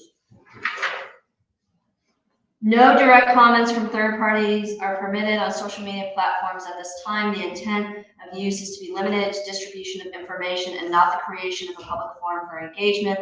Residents should continue to utilize official township channels to provide feedback and their comments during open meetings for public record. I think that you wordsmith that. Yeah. Okay, still like it. So it's still out there. So number 2, though, just to go back here, we're gonna say, information requested be posted outside the approved scope of, may be considered and approved on a case-by-case basis by the administrator and or board of trustees. Mhm. Okay, so we have that, as a noted change. I also would like this, for the record, to be taken out of the organizational meeting and put into the employee handbook. Any further comments for discussion? Okay, please call roll. Trustee Sutton, Yes. trustee Bullard, Yes. trustee Rail. Yes. Resolution 26-26, motion to approve purchasing policy. Is this the new one? Whoa, okay. Hot off the press, guys, here.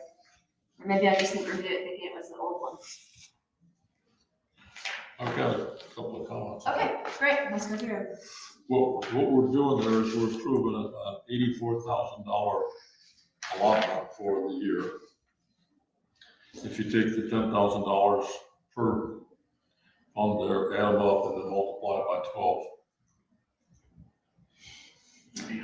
And it's if you use it, there's $840,000 expenditure, $70,000 a month. Okay, And just want us to understand that that's what this is asking us to do. okay. And would you like it to be more or less? I'm just concerned about that's getting up in the range of what our tax revenue is. Does fiscal officer have a comment on this? Yeah, I mean, obviously I worked with Aubrey on, this. This was almost exactly what we had in place at Orange, with some minor modifications. We have talked internally that a purchase order is still going to be required if it's over a certain amount within that $10,000. Is that noted in here?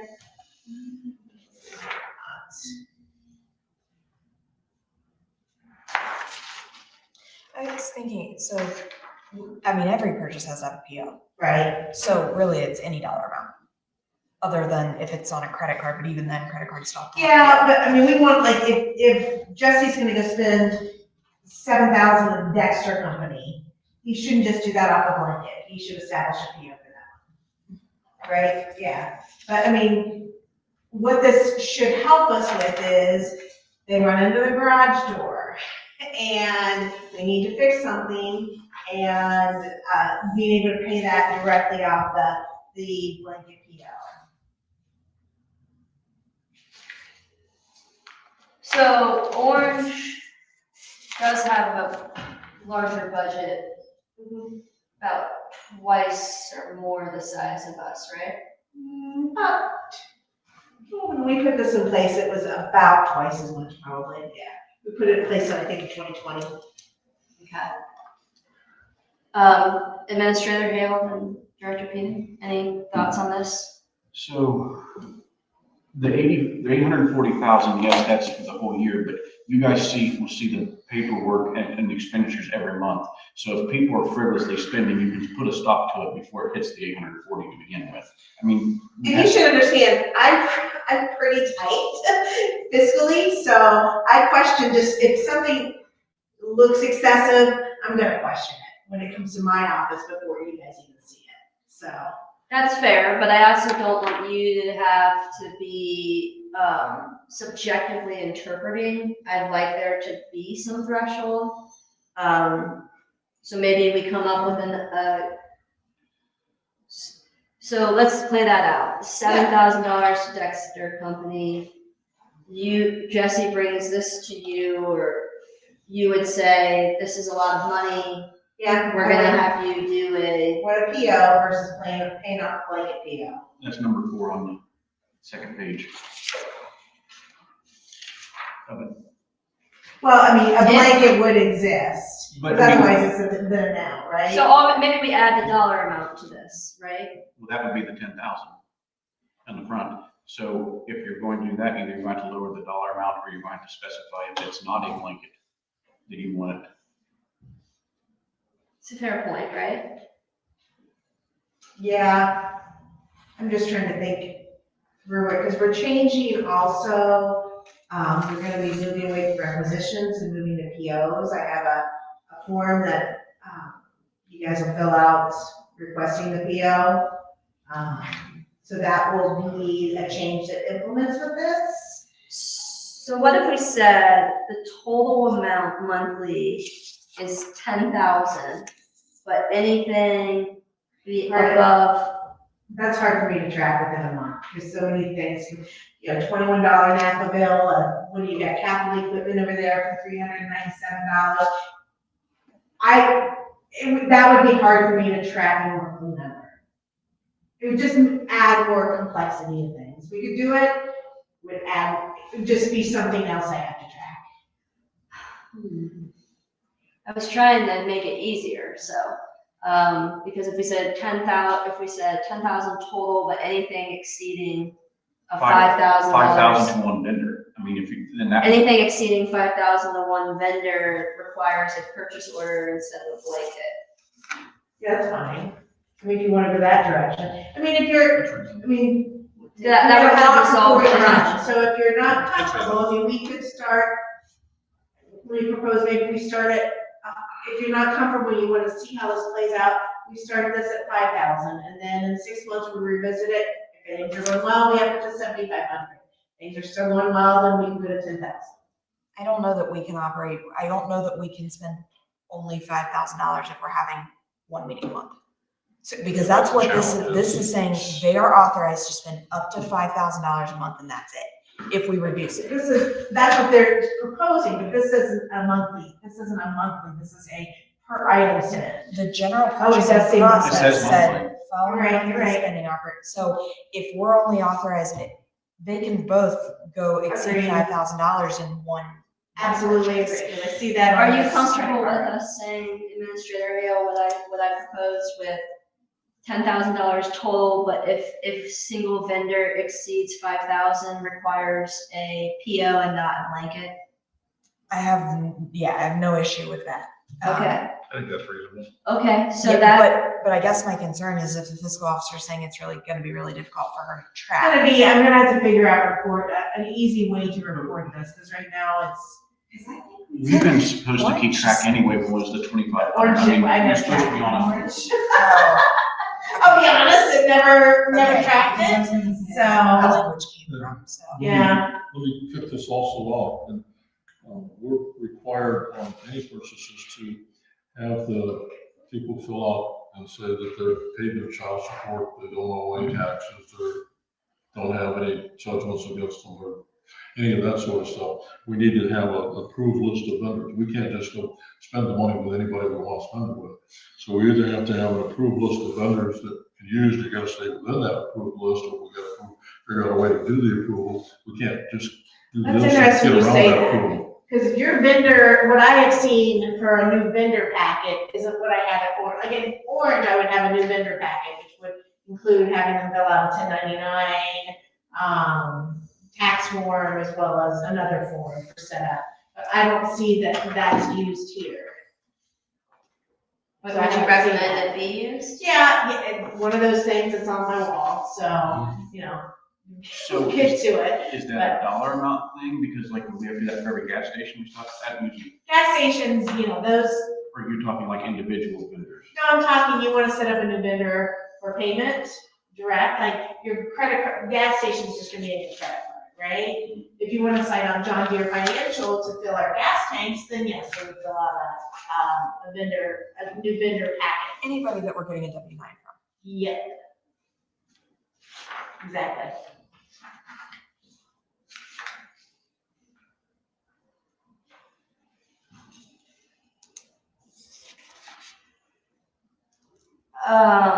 Okay, so we have at least one thing, which is a number 5 added to the purchase policy. That is to state,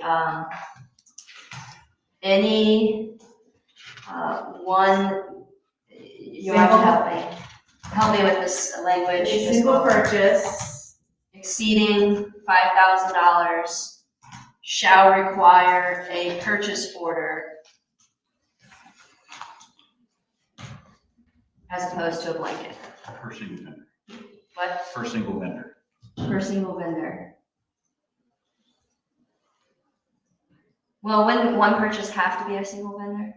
I mean, if you do a blanket, you can do a blanket to multiple. We're not talking about. We're not talking But about. I'm saying that with the $10,000 is what he was talking about, wanting to keep it separate. So the blanket, if we did 5,000 to more than one person that month, is what you use a PO for, Yes. not multiple. Correct, okay.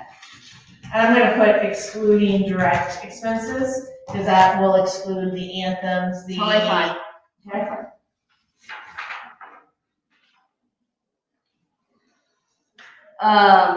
Then the final question is, are you, given that, are you comfortable with the 10,000?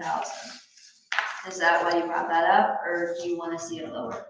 Well, I'm not comfortable with the 10,000, but I'm also not comfortable with giving the department heads authority that we don't have.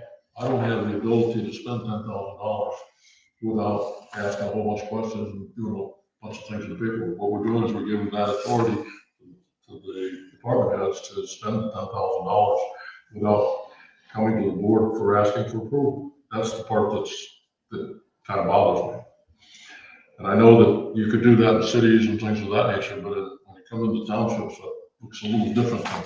Well, okay, And I let's, can see us, and I would be comfortable with giving the authority to the administrator to be able to do some things, but to keep things moving and with going to one meeting per month, it's gonna make sense to be able to do that sort of stuff. But I'm just not comfortable with it. At this point, I'm not comfortable with this. okay, can we say then, but you are comfortable with the administrator having the authority of up to $10,000? Yes, because I believe she will be following the rules as stated. Okay, do we specify where do we specify who has the authority to do this? Mr. Buller, with all due respect, you're telling me that I can't manage my budget? No, I don't think that that's a fair assessment of what he's trying to say, if that's the way it's coming off.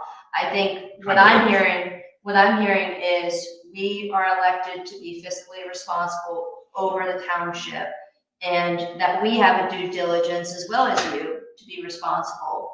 So it's a mutual thing, and we don't want to relinquish the power that we have been given by the electorate. I think that's not what I'm hearing.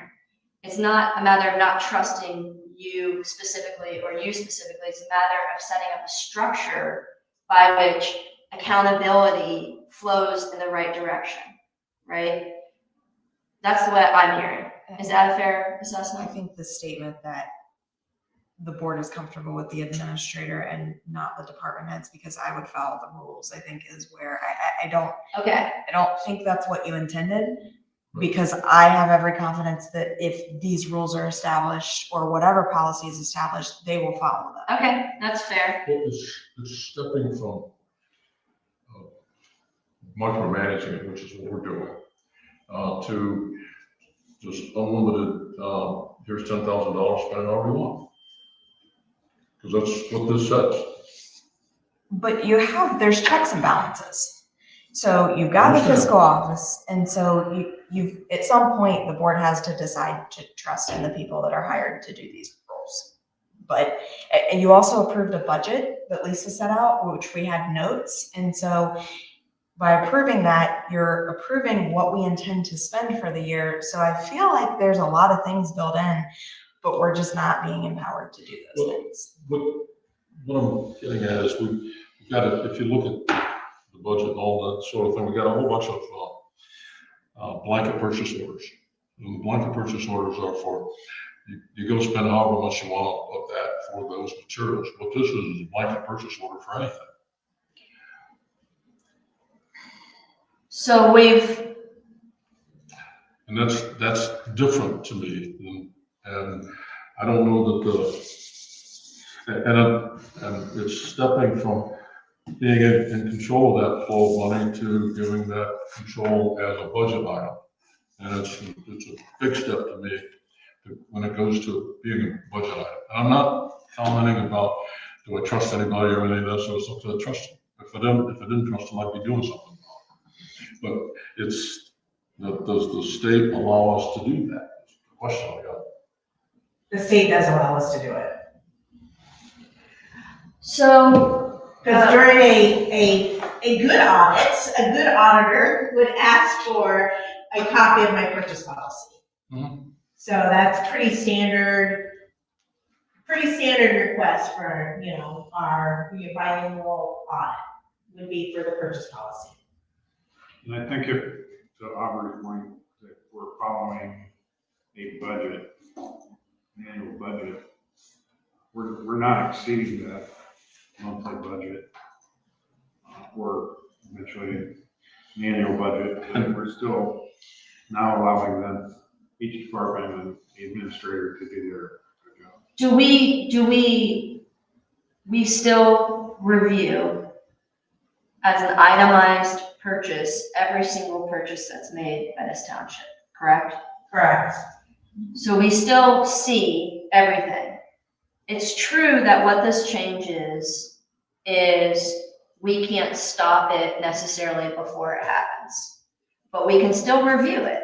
And if we end up reviewing something that we don't like, if you play that out, we would go to the administrator would go to the department chair, and there would be clarification.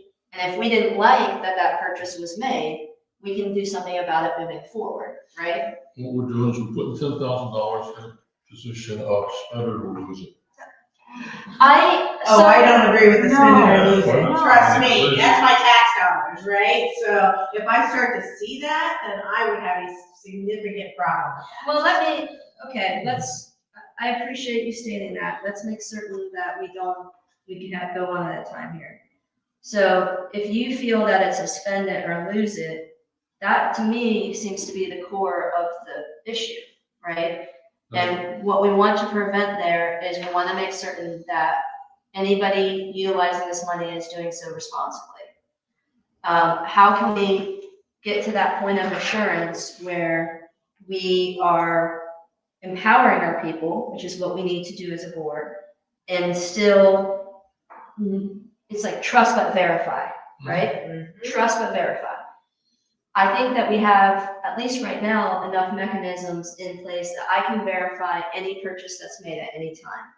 If I don't like it, I go to you, if you're the roads liaison, and I say, I don't like this purchase. Why did we do this? Why did we buy this truck? Why are we spending this money on whatever? But that's for us to then determine and work out and then provide that direction. I don't think we want to be in the business here of, before we allow our leaders to take action, they have to come and ask us every single time, right? You don't want that either. You want them to have I that. don't want that at all. I really don't, and I would like to be in a position where we can give a budget to, and then it's their job to take care of that budget. But when I look at the state, around the state and all that sort of thing, you see people buying tons of paper, chairs and things at the end of the year because they have to spend it up, because if they don't spend it, they lose it.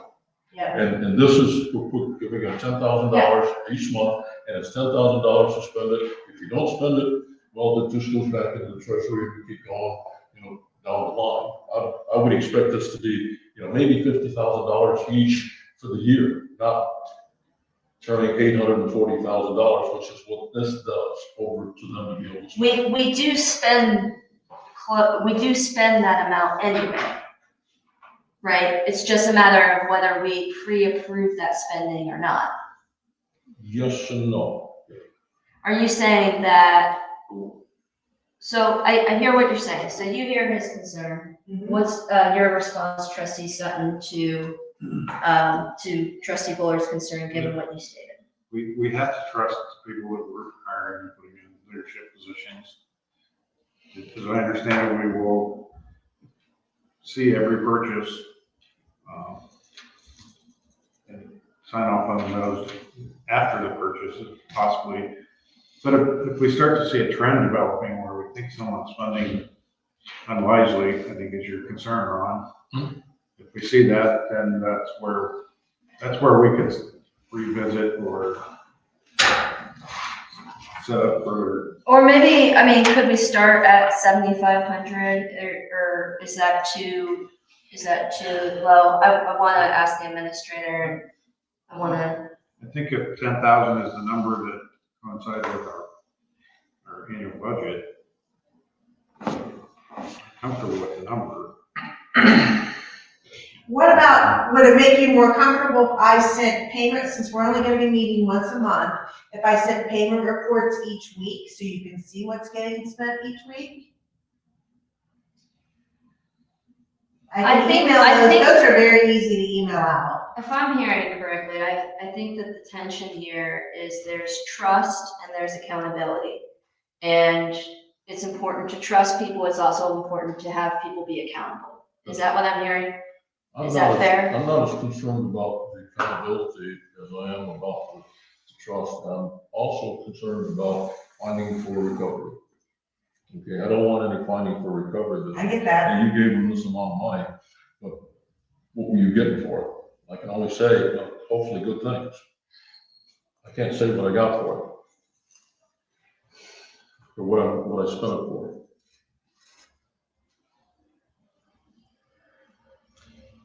Fiscal Officer Kraft, how would you address the finding for recovery concern? Well, I mean, we are insured against that. I hate that answer, but it's true. We do have, either the bonding to help cover that, correct?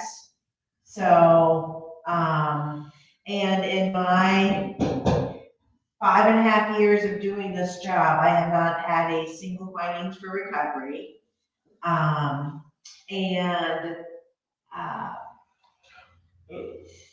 But I hear what you're saying, but that's some of the trust you have to put in me, that I know what I'm doing, and I'm working hard to clean up the mess that's been left.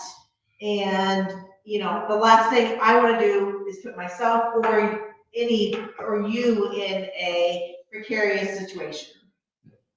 Can we, in the interest of time, and I'll say if there's any comments that are burning in you, we can address them. Is it possible to hold this off and to have the administrator, trustee Bullard, and the fiscal officer meet and readdress this in 10 days, or do we need to have that's fine. it addressed today? No, it can wait 10 days. Okay, because it seems to me that the core of the issue is not a logistical wording issue. It might be more of a philosophical issue, and I want us to have the time to be comfortable with moving forward. I personally am comfortable, and I think Trustee Sutton is, I don't know, but I don't want, when it comes to something as big as purchasing policy, I want us to at least have all the right facts and verification of information for us. I do have one question with what you just said then. Does the $2,500 still stay in effect? Do we have the current policy stay in effect we have now to buy gas and stuff like that? That's the way it is, absolutely. It's all the current policy until we pass a new one. Because that was at the old organizational meeting, is why I was asking. Mhm. Yeah, I mean, we're meeting in 10 days. Yeah. So, Okay, let's add number 5 regardless, and then work on the wordsmithing and work on the discussions there, till we come back for the next meeting. Okay. Resolution 26-27, I believe is the next one. Approval of 2026 blanket certificates and purchase orders. Fiscal Officer, did you have any comments on this? no, I worked with, Paul and I worked with the department heads, to set this up. This one more that, you know, this is, we will probably be coming back with some more specific ones. Specifically, I'd like to see some purchase orders for, Amazon specific, for, office supplies. That's Friend's office right now, but I have suggested that we start looking at, potentially other, alternatives from Friends that might be a little bit, less expensive. And, so you might see some more in the next meeting, but this will absolutely get us moving forward for the year. Okay, move to approve resolution 26-27, approval of 2026 blanket certificates and purchase orders. Second. Moved by the chair, seconded by Trustee Bowler. Discussion. Please call roll. Trustee, Trustee Bullard, Yeah. Trustee Rail, Yes. Trustee Sutton. Yes. Resolution 26-28, motion to approve the 2026 mileage rate. So moved. Second. Moved by the chair, seconded by Trustee Bowler. Discussion. Do we need a statement as to what the mileage covers?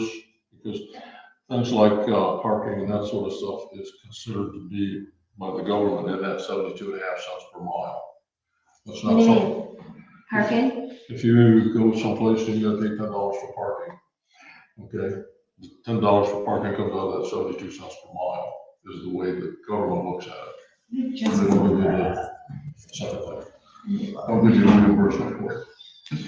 But, and I'm, Do you want, I'm so guessing you want this- parking rate included in mileage? well, just in the definition of what the standard mileage rate includes.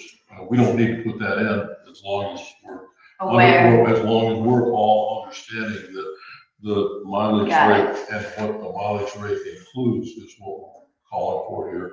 Not just mileage for driving there, but it includes everything. okay, Like if you gotta pay tolls on the expressway, tolls on the expressway come out with 72 cents a mile.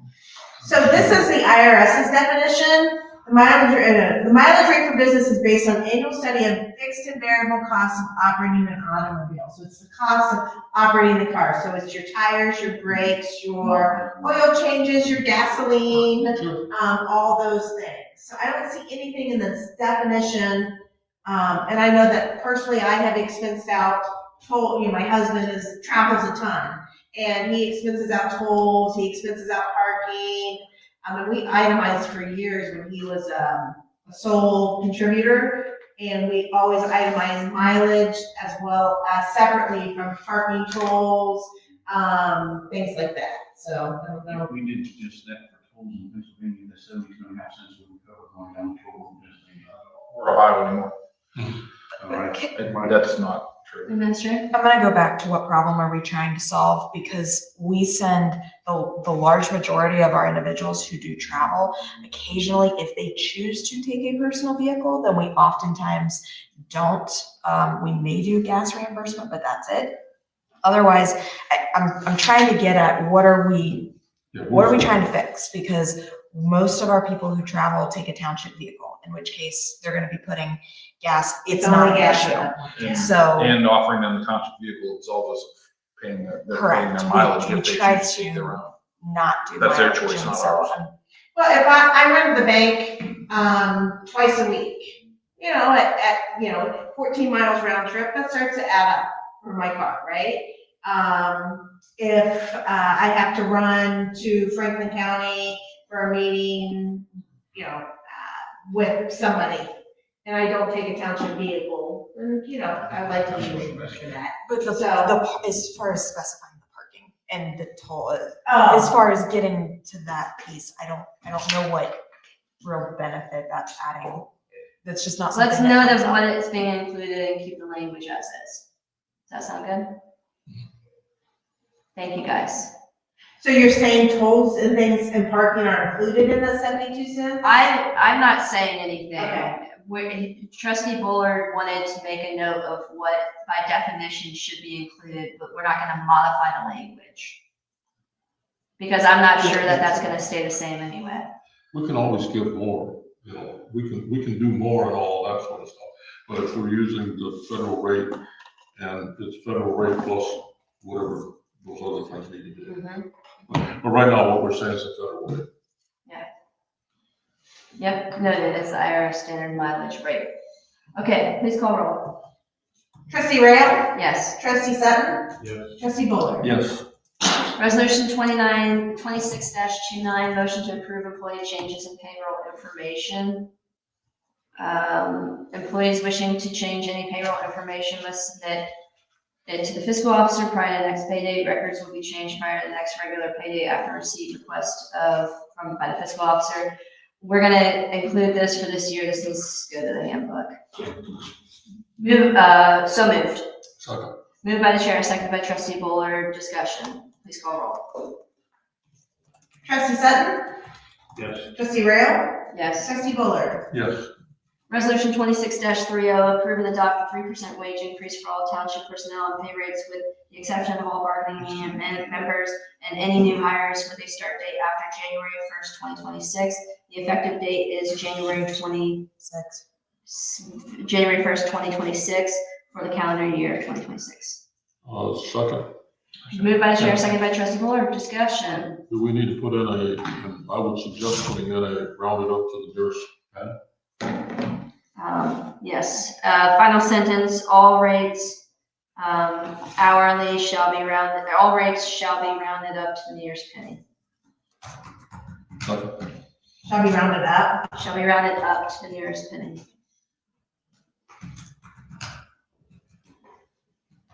Just so you know, HR Butler doesn't do that. I mean, Thank you. because if you look at all of our past pay rates, they're not to the penny. I know they're not, yeah, and they're inconsistent, so. Moved by the chair, seconded by trustee Bullard. Further discussion, please call roll. Trustee Sutton? Approved, Trustee Bullard? That was your first mix up. Trustee Bullard? Yes. Trustee Rayo? Yes. Resolution 26-31, approved change to compensation for Board of Commissions, Zoning, Board of Appeals, and Architectural Review Board to $80 per meeting for members and $100 per meeting for chairs paid monthly. Second. Moved by the chair, seconded by trustee Bullard. Discussion. Please call roll. Trustee Bullard? Yes. Trustee Rayo? Yes. Trustee Sutton? Any other organizational related items? The chair will entertain The question I've got is, what's our first meeting? It's the not 12th. the 12th? At 5 p.m. To be advertised by the end Okay, of the so year. it'll be the second Monday. Do we have anything that we need to cover before we move on, or can we even do that? Because it's not on the agenda. Anything outside of organizational items can't be covered right now, or shouldn't be Till 12. till the 12th, yeah. Just wanted to be clear. Is that, unless if there's a burning item, we can create a special meeting. And I think we've covered everything. Okay. Chair will entertain a motion to adjourn. Second. Um, Well, I can make a motion. Make a motion to adjourn. Second, moved by trustee Bullard, seconded by the chair. Please call roll. Trustee Rayo? Yes. Trustee Sutton? Yes. Trustee Bullard? That was easy and Say quick. yes. You have to say yes. Oh, yes. Okay, less than 4 hours.